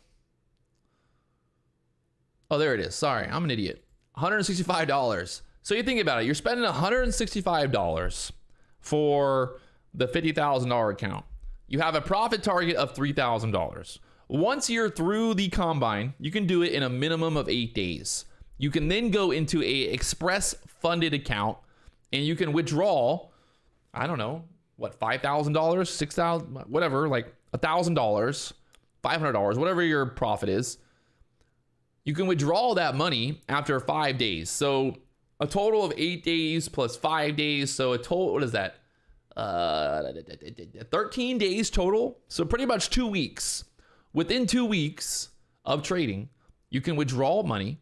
And that $165, obviously there's other costs involved if you reset and things like that. But if you have a strategy, you have a plan, you can basically start trading. 3,000 contracts traded there at the 50s. You can basically start trading there. So if you guys want to learn more, there's some links down below and all that. So, and yeah, you can get 20% off of your first trading combine. And yeah, pretty much 8 days to get funded. And then 5 days after that, you can then request a withdrawal. And also, the great thing right now is that Topstep is allowing people to trade 3 express funded accounts. So you can actually trade 3 accounts. And the reason that this is like a really powerful thing, people are like, why do I need to trade 3 accounts? Why not just trade 1 account with more contracts? Think about it like this. If your maximum daily loss is $3,000, is it better to trade more contracts in 1 account, or is it better to trade 3 accounts with the same amount of contracts? So let's say I trade 3 contracts across 3 accounts. That's 9 contracts total. My daily loss limit, instead of only being $3,000 for those 3 accounts, is now $9,000 total. So I can trade 9 contracts with a daily loss limit of $9,000. So I'm basically giving myself more loss limit in that, if that makes sense, right? So I'm giving myself the opportunity to trade more contracts, to make more money, to have more loss limit. Obviously, there's more risk, as well, I guess, because you're trading more accounts. But the way that I think about it is this loss limit, because that's part of the prop firms in general. The cool thing is, once you get funded as well, in the future with Topstep, like once you're in a live account, you can talk to them about changing the loss limit. You can talk to them about changing all that stuff, because the way that a prop firm works is that a prop firm basically, once you're showing Topstep that you're a profitable, good trader, they're going to start copying your trades. So let's say you're trading, 2 contracts a week, you're making $5,000 a week. Well, if I'm Topstep and I see that, hey, so-and-so's making $5,000 a week consistently, trading 3 contracts. Well, what am I going to do? If I'm the owner of the prop firm, I'm going to follow you. I'm going to put my, algorithm to basically buy when you buy and sell when you sell, because I know that you have a strategy that's been proven. You're consistent. You're making money. And that's like where Topstep is, their goal of like getting you to that point of being profitable, because it's benefiting them. I know everyone's like, yeah, but Topstep doesn't want you to win. They don't want you to win. They don't want you to go and be profitable. I mean, it's an argument that I think if I own a prop firm, my goal is to try to get as many profitable traders as possible, because I can copy you and I can put on 20 contracts. I can put on 50 contracts. Like if I know that, hey, Sage is trading through my prop firm and he's making $1,000 every day trading one contract, well, guess what? I'm gonna put on 30, 40 contracts. I'm gonna copy Sage. And now instead of only making, $1,000 a day, now I'm making $40,000, $50,000 a day.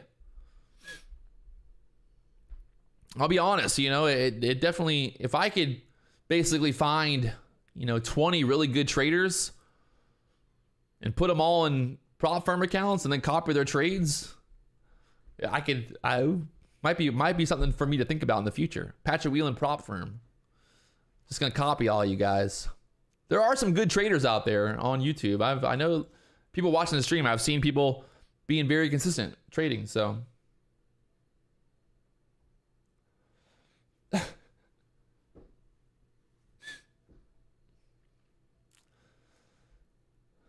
maybe that's the future. The future for Patrick Wieland.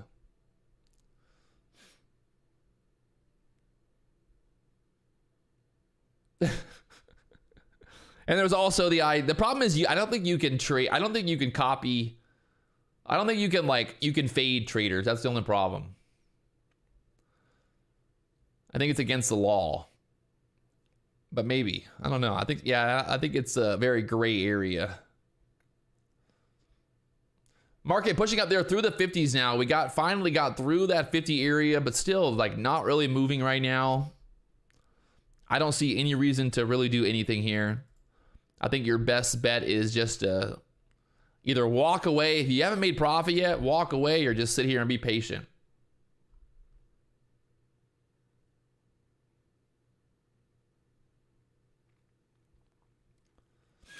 Well, you're not really front running on futures. That's the thing about futures. Like with penny stocks, you can front run people, but when it comes to futures, you're not you're not really front running. Because what am I going to do? I'm going to be like, hey, I see that so-and-so, he just bought at 50 and I'm going to try to, I see he has an order at 50 and I'm going to put my order at 50.25. Am I really going to be able to move the market? The small caps, you can definitely move the market with large size. But with futures, you'd have to trade, really insane size. I mean, we saw 3,000 contracts traded right there at the 50s and the market barely moved. So, I don't know, it would take a lot to really move the market.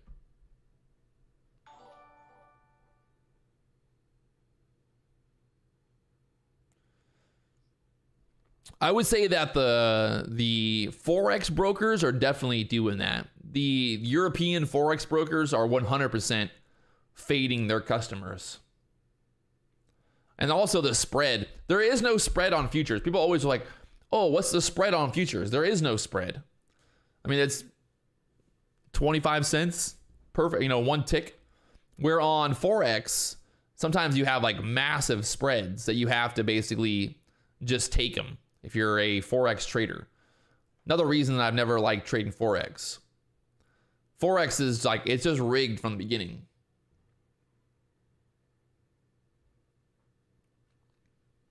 If you guys haven't hit that like button, we got 719 likes here. Can we go for a little bit more? Just maybe I don't know, 100 more for 800 for Mega Money Mondays.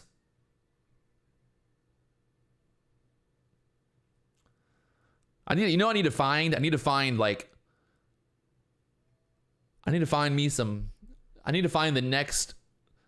next Wolf of Wall Street. Well, maybe not Wolf of Wall Street, but I need to find the next big trader. And then I need to mentor them and grow them and then turn them into a millionaire. And then I'll just copy them. Or wait, maybe I'm that person. I don't know. It would be nice just to have 3 or 4 traders that I could just copy. And then I could just go surfing and on the jet ski all day. The new live stream, I'm just on the jet ski out there, just What's going on, guys? Today we're gonna trade on the jet ski.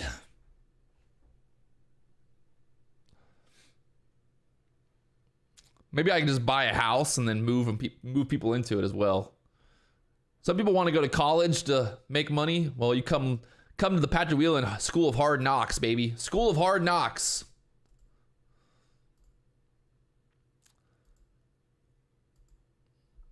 Welcome to the Patrick Wieland School of Hard Knocks. All right, so we're above the VWAP here. Starting to look like we want to push back up here now. That VWAP turning into support there on the 1 minute chart right now. And look what's happening here as well. Pushing back up into that opening range 15-minute candle. So we got to get above the high on that candle, 51.50. Right now, 51 as the high so far here. And if we can get back into this area, and then you got that 56 area next as resistance there. So that pretty much, remember earlier we talked about this opening range there on that 15-minute candle. The low was 49.25. So we're back inside of the opening range on that 15-minute candle now. Will this turn into resistance or support?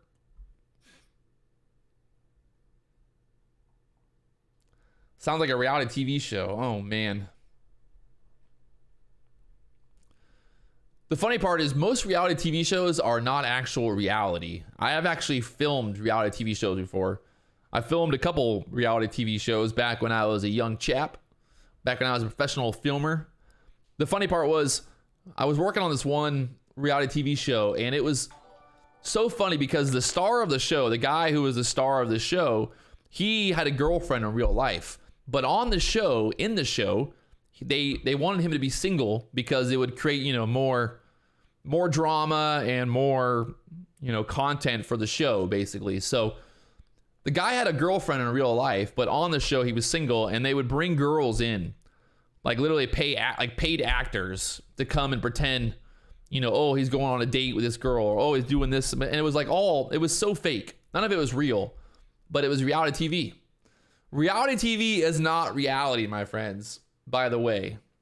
Like the Kim Kardashian stuff, all that, like that TV show, it's all scripted. You ever wonder, like, wow, it's so weird that they're eating lunch and it's perfectly lit and they just magically all arrived at the same spot. Like, no, it's all fake. Yeah, structured reality. Scripted reality, basically, is what it is. Because the thing is, like, you only have so much budget, you only have so much money to spend. So you can't just like film all day, every day. You have to basically film for like a couple weeks at a time. And inside that week, those 2 or 3 weeks that you're filming, like you basically have to like get your whole show filmed. You know, most people like aren't that interesting. So like, are they really gonna, you know, most people aren't gonna have cool stuff going on every day. So you pretty much have to script it all out.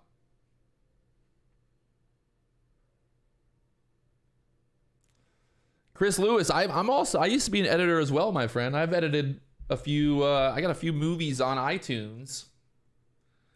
Filmed and edited by Patrick Wieland. Check them out.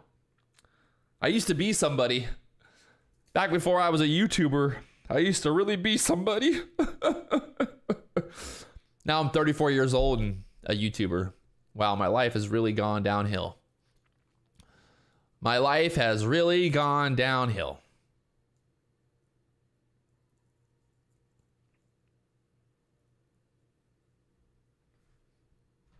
Patrick Wieland, ex-professional filmer, award-winning director, editor, now YouTuber. Ouch. Ouch, jeez.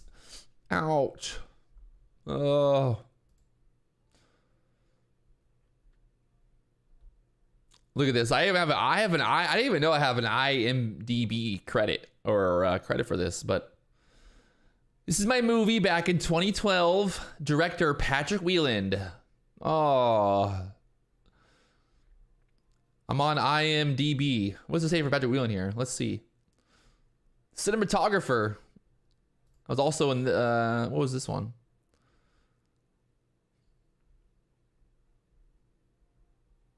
I think I filmed for this one.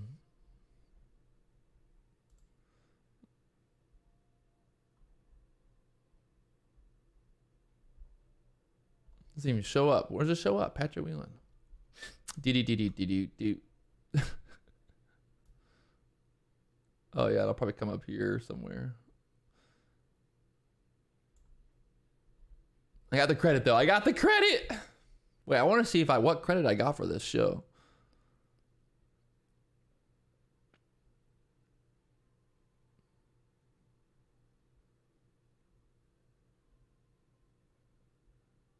What did I get credit for on this?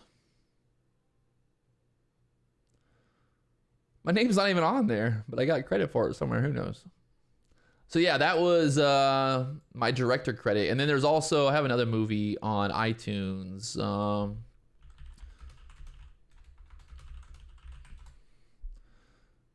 You can see here on Apple. That's not what we're looking for.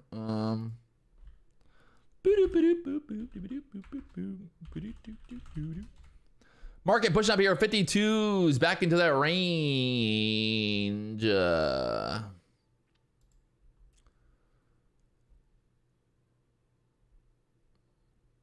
another director credit here. It's another director credit here. Patrick Wieland, director on iTunes. Let's go. Apple TV credit there. Yeah, that was it. I'm famous. I used to be somebody. Market pushing back up here now above the 52s. Above the VWAP there, starting to move up. Like I said, you basically just wait for that push back above the VWAP there. The VWAP turning into support, obviously looking bullish. And the market moving up here. As of right now, I think I'm just going to sit back and maybe just walk away. Trade of 8's still lagging for me. I don't know about, is it lagging for you guys? Yeah, like I place a trade, it doesn't even show up. So I'm not going to even take a chance.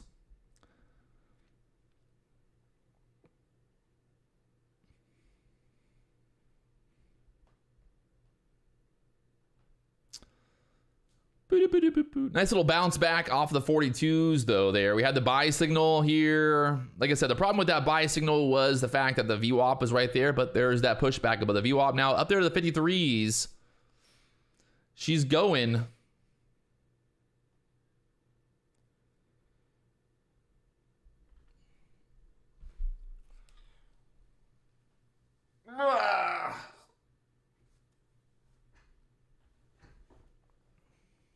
If you guys haven't hit that like button, we need 8 more likes to hit 800.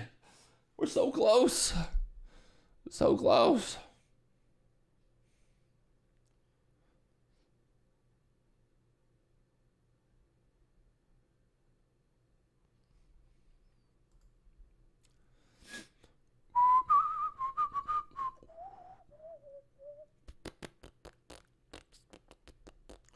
Bum, bum, bum, bum, bum, bum, bum, bum, bum.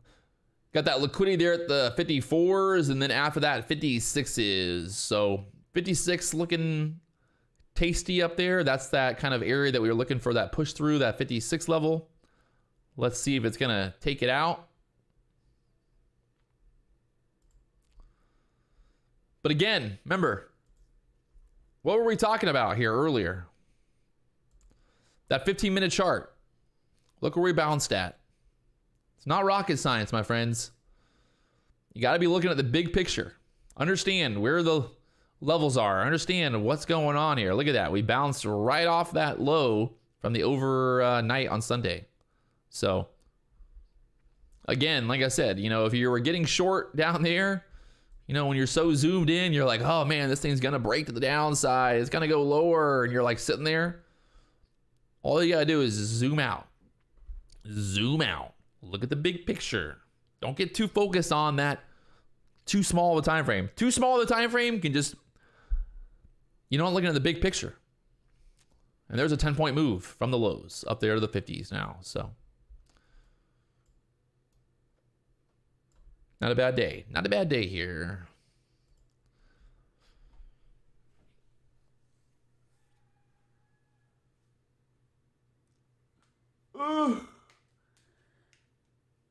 Got denied there at the 53s, pulling back hard here.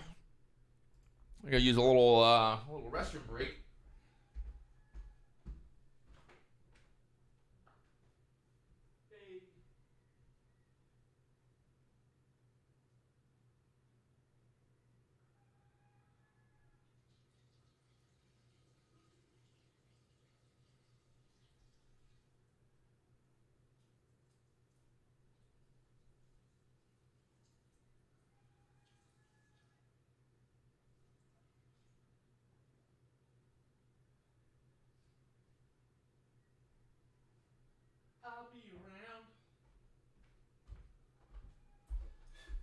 Also, big news.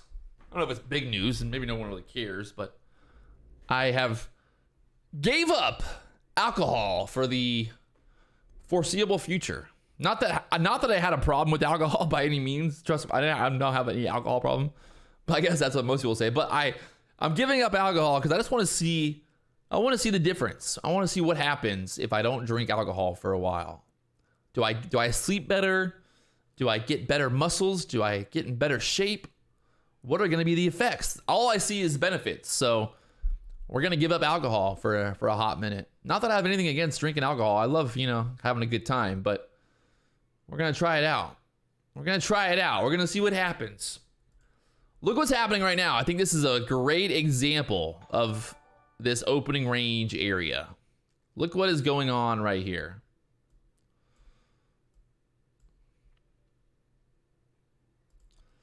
Look what happened. This is why it's so important to have this opening range identified. Because guess what's happened? Now we're chopping around in this opening range on that 15-minute candle.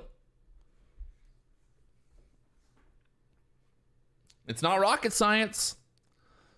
We talked about this level earlier. This whole entire idea of that opening range that was very clear earlier this morning.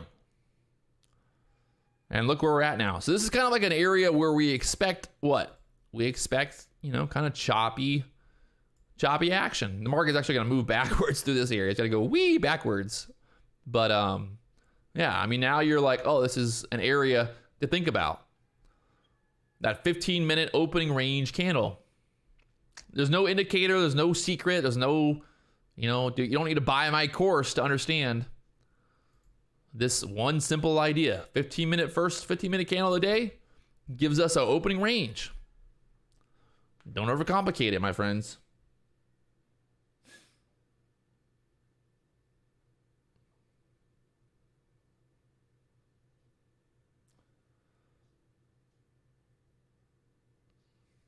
I know the problem. You know what I thought about though is like not drinking. Like over the weekend, people were like, "Hey, you want to go out or do this?" And I was like, "Well, I don't really drink, so I mean, I'm not going to go to a bar and sit around and watch everybody else drink and be an idiot." So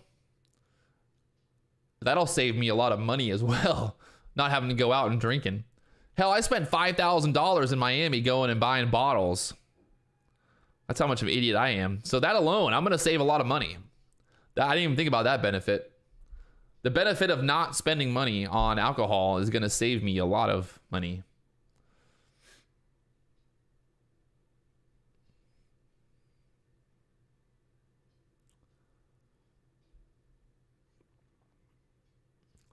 Urgent order. I do like a good pina colada, so I'll have to do some virgin pina coladas.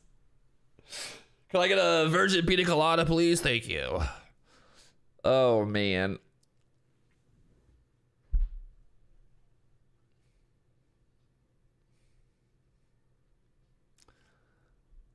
I actually had a girl over the weekend hit me up. I was like, "Hey, what are you doing? You want to go get some drinks?" And I'm like, "Well, I don't drink anymore, so we can just go sit there and I'll look at you drink, I guess." Again, I have nothing against people that drink or have a good time or anything like that, but it's just like a personal thing where I just want to kind of not drink for a while and see the results. My revelation, Patrick Wieland, evolution number 2, 3. This is like evolution number 6, maybe. It's time to evolve, baby. Bigger, better things. You know what I did as well? This is something I've never done in my entire life. Well, of trading. In the last 7 years, I've never read a book about trading. Never. I've never read a book. And I always was like such a big hater on books. But I actually bought a book. I bought Mark Douglas's Trading in the Zone book.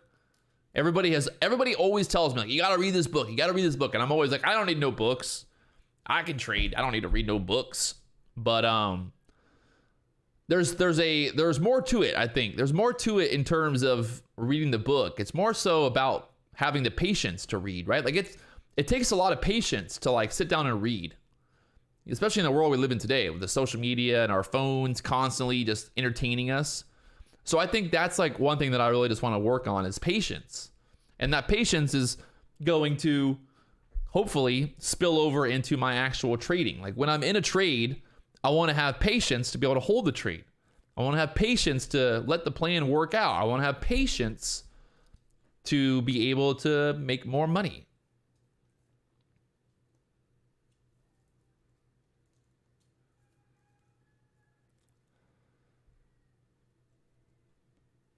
Patience, baby. You can't spell pay without patience. You want to get paid, you got to have patience.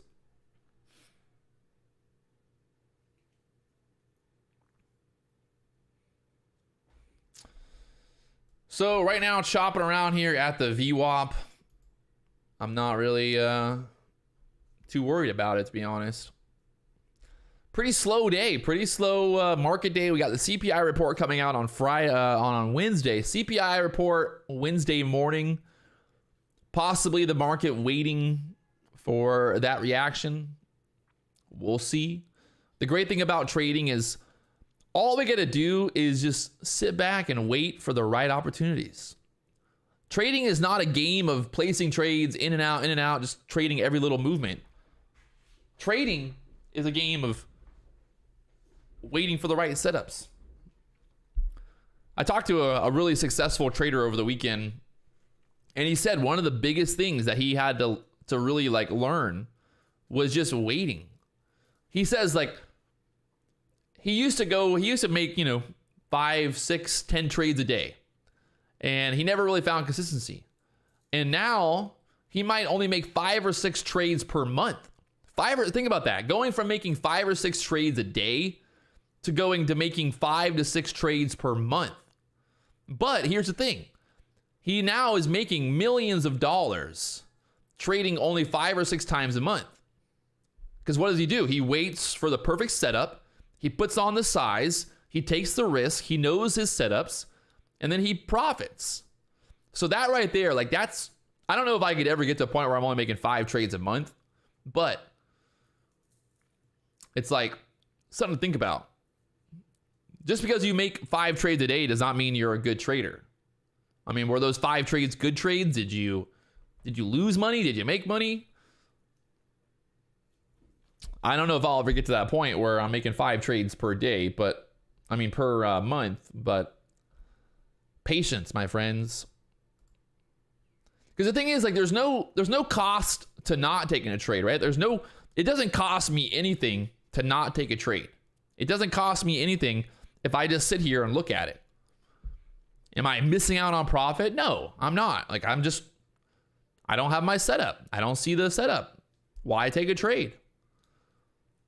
It doesn't do, all it does is me taking a trade just costs me money. Every time I take a trade, it costs me money to take a trade.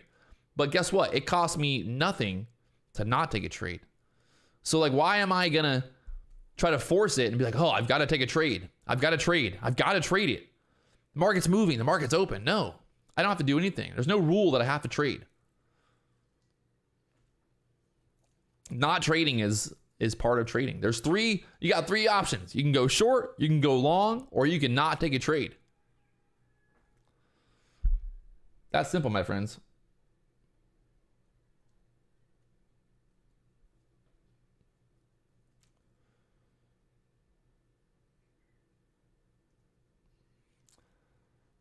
Yeah, I mean, it's hard for me too because I live in Hawaii, so like it'll be like, I don't know, 6 o'clock in the afternoon, and I'm like sitting there and I'm like, oh, let me go look at the market. And the market's, it's midnight on the East Coast, and it's hard to like not take a trade after hours sometimes.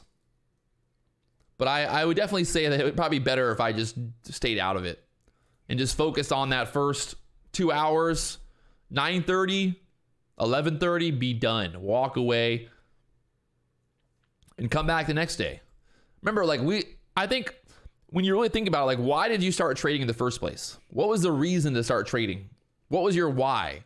Most people will say they were trying to get freedom, right? Like, people want to start trading because they want freedom from like working a normal job.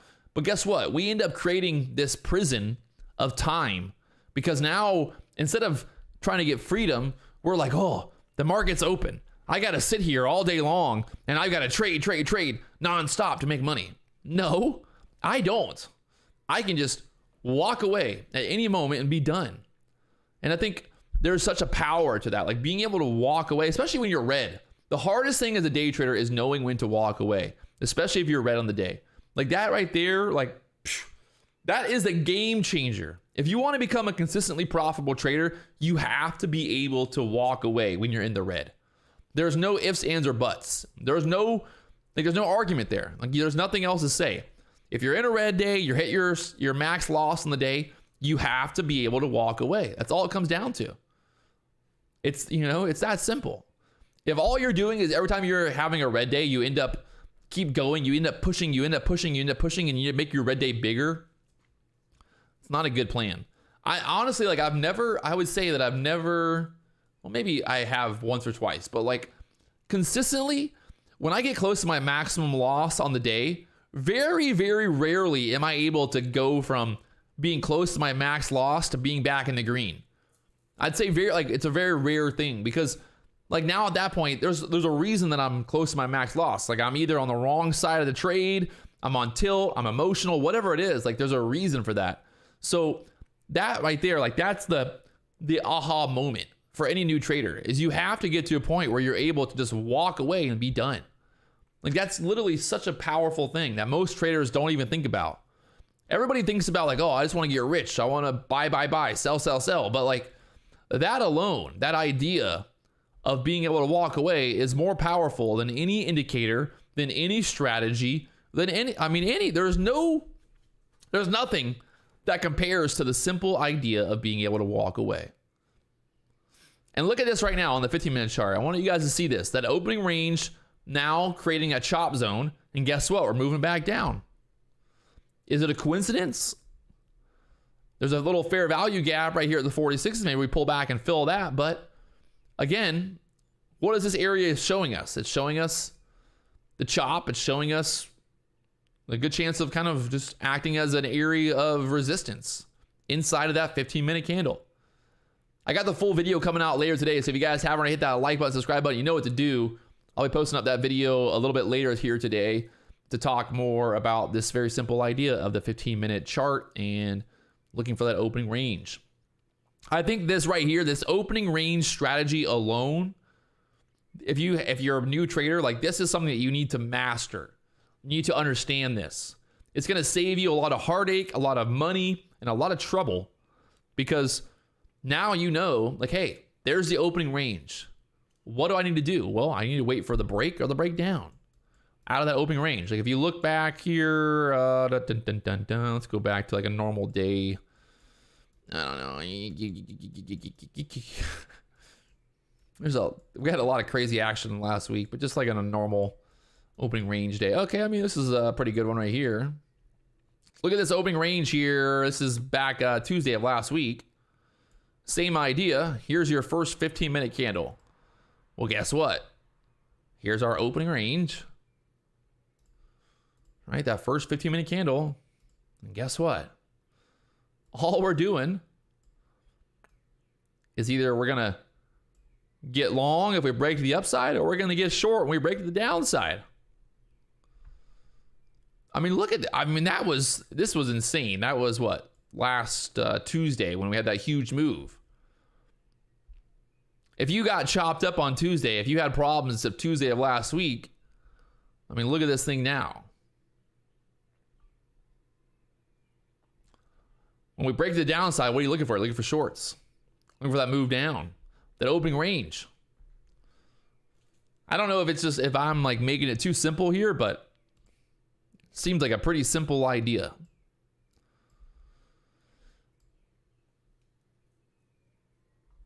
Motivational speaker.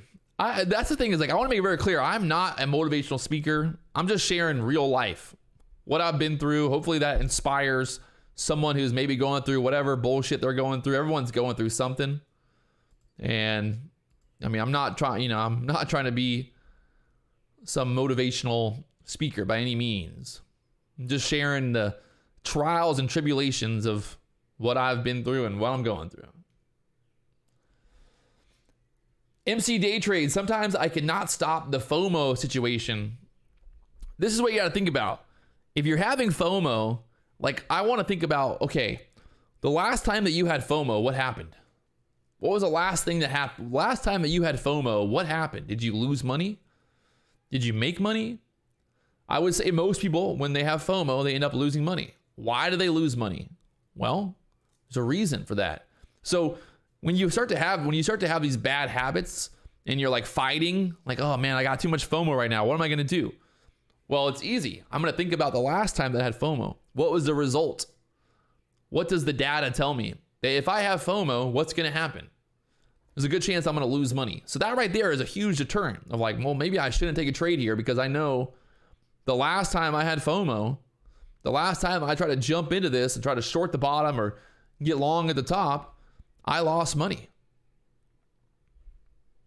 So, look at this thing dumping back down there. That opening range, baby. Paying big today, paying big. We got a short signal here from the 47s on the 1 minute chart down there to the 44s. This would have been a pretty good short, getting back below the VWAP there. And then now look at it, sell, sell, sell. And dump it down here. The SPY back down to that pivot point.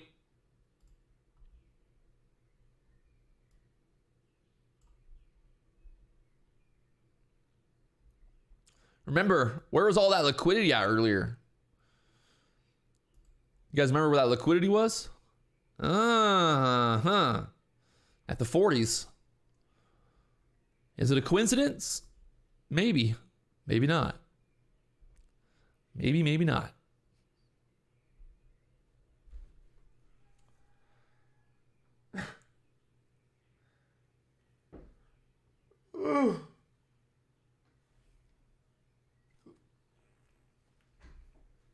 Chris Marquez, yeah, everybody's having issues with Trade of 8 today. Ezekiel, your biggest issue is entering the trend late. Again, that's data, right? That's looking at the process, looking at your edge. If you guys want to learn more about what you need to really get to that next level, check out the Market Flow Trader community. There's a link in the chat box somewhere to join the Market Flow Trader community. I can sit here all day long and try to teach you, but it's already been done. It's all there, very laid out in a very great process of a way. So if you guys want to learn more, link there. If you haven't already hit that like button, we need 40 more likes to get 900 likes here on the stream. Let's go, baby. Who can do it? 40 more people to hit the like button.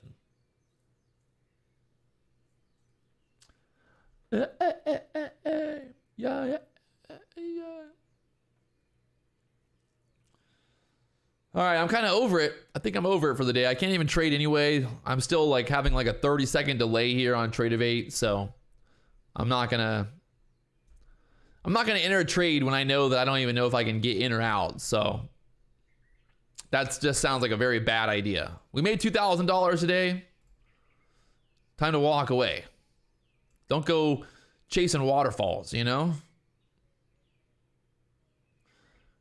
Goes around. Goes around, goes around, goes around, goes around.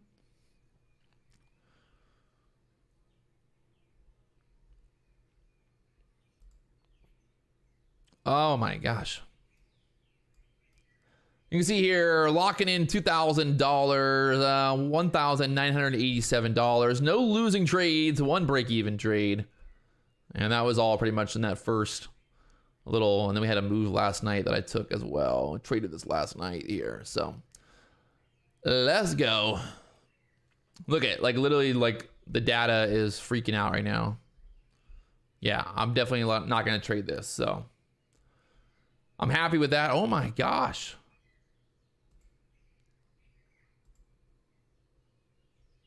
All kinds of problems here today.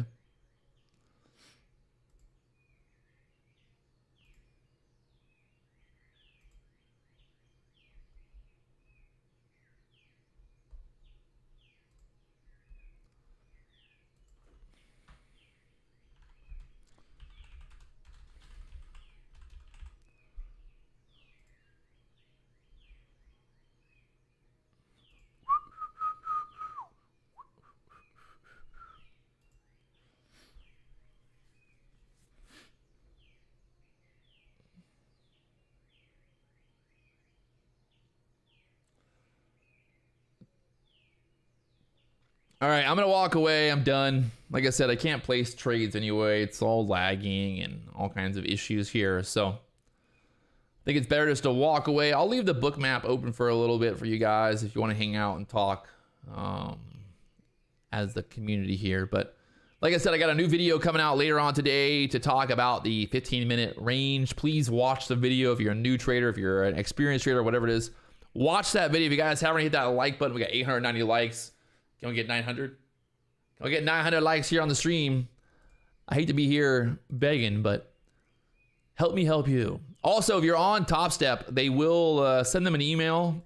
You can see here on Topstep right now, they're posting this up. If you're having issues, send them an email, support@topstep.com, to talk if you're getting stuck in a trade or whatever the issues are. Check them out there. Yeah, support@topstep.com. The nice thing about Topstep is, hey, you know, things happen. They're going to try to help you out. But if you're having problems, you're on Topstep right now, send them an email. I will see you guys tomorrow morning. Hopefully, Trade of 8 works tomorrow. Hopefully. We'll pray. We'll pray for some better opportunities tomorrow. But there it is.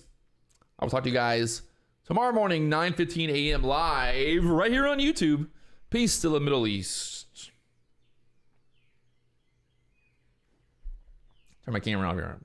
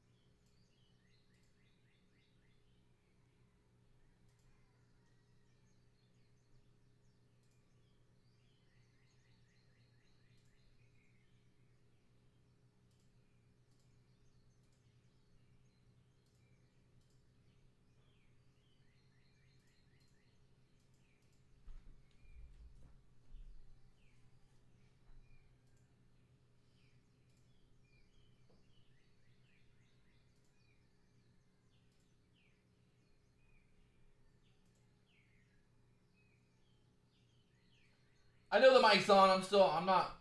Don't worry. I won't be looking at any porn or anything right now.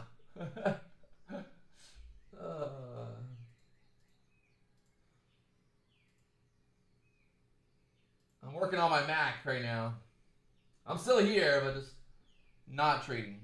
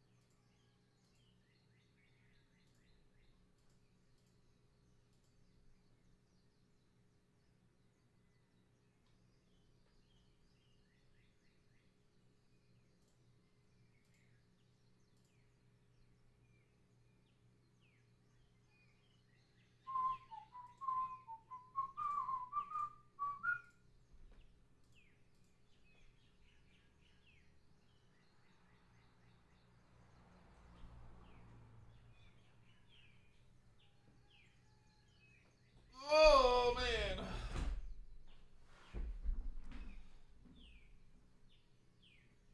NASDAQ pushing back up here a little bit. 13,302 on the NASDAQ, trying to get that push back up. The ES lagging right here. The NASDAQ pushing, the ES lagging. What does that mean? I don't know. Find out.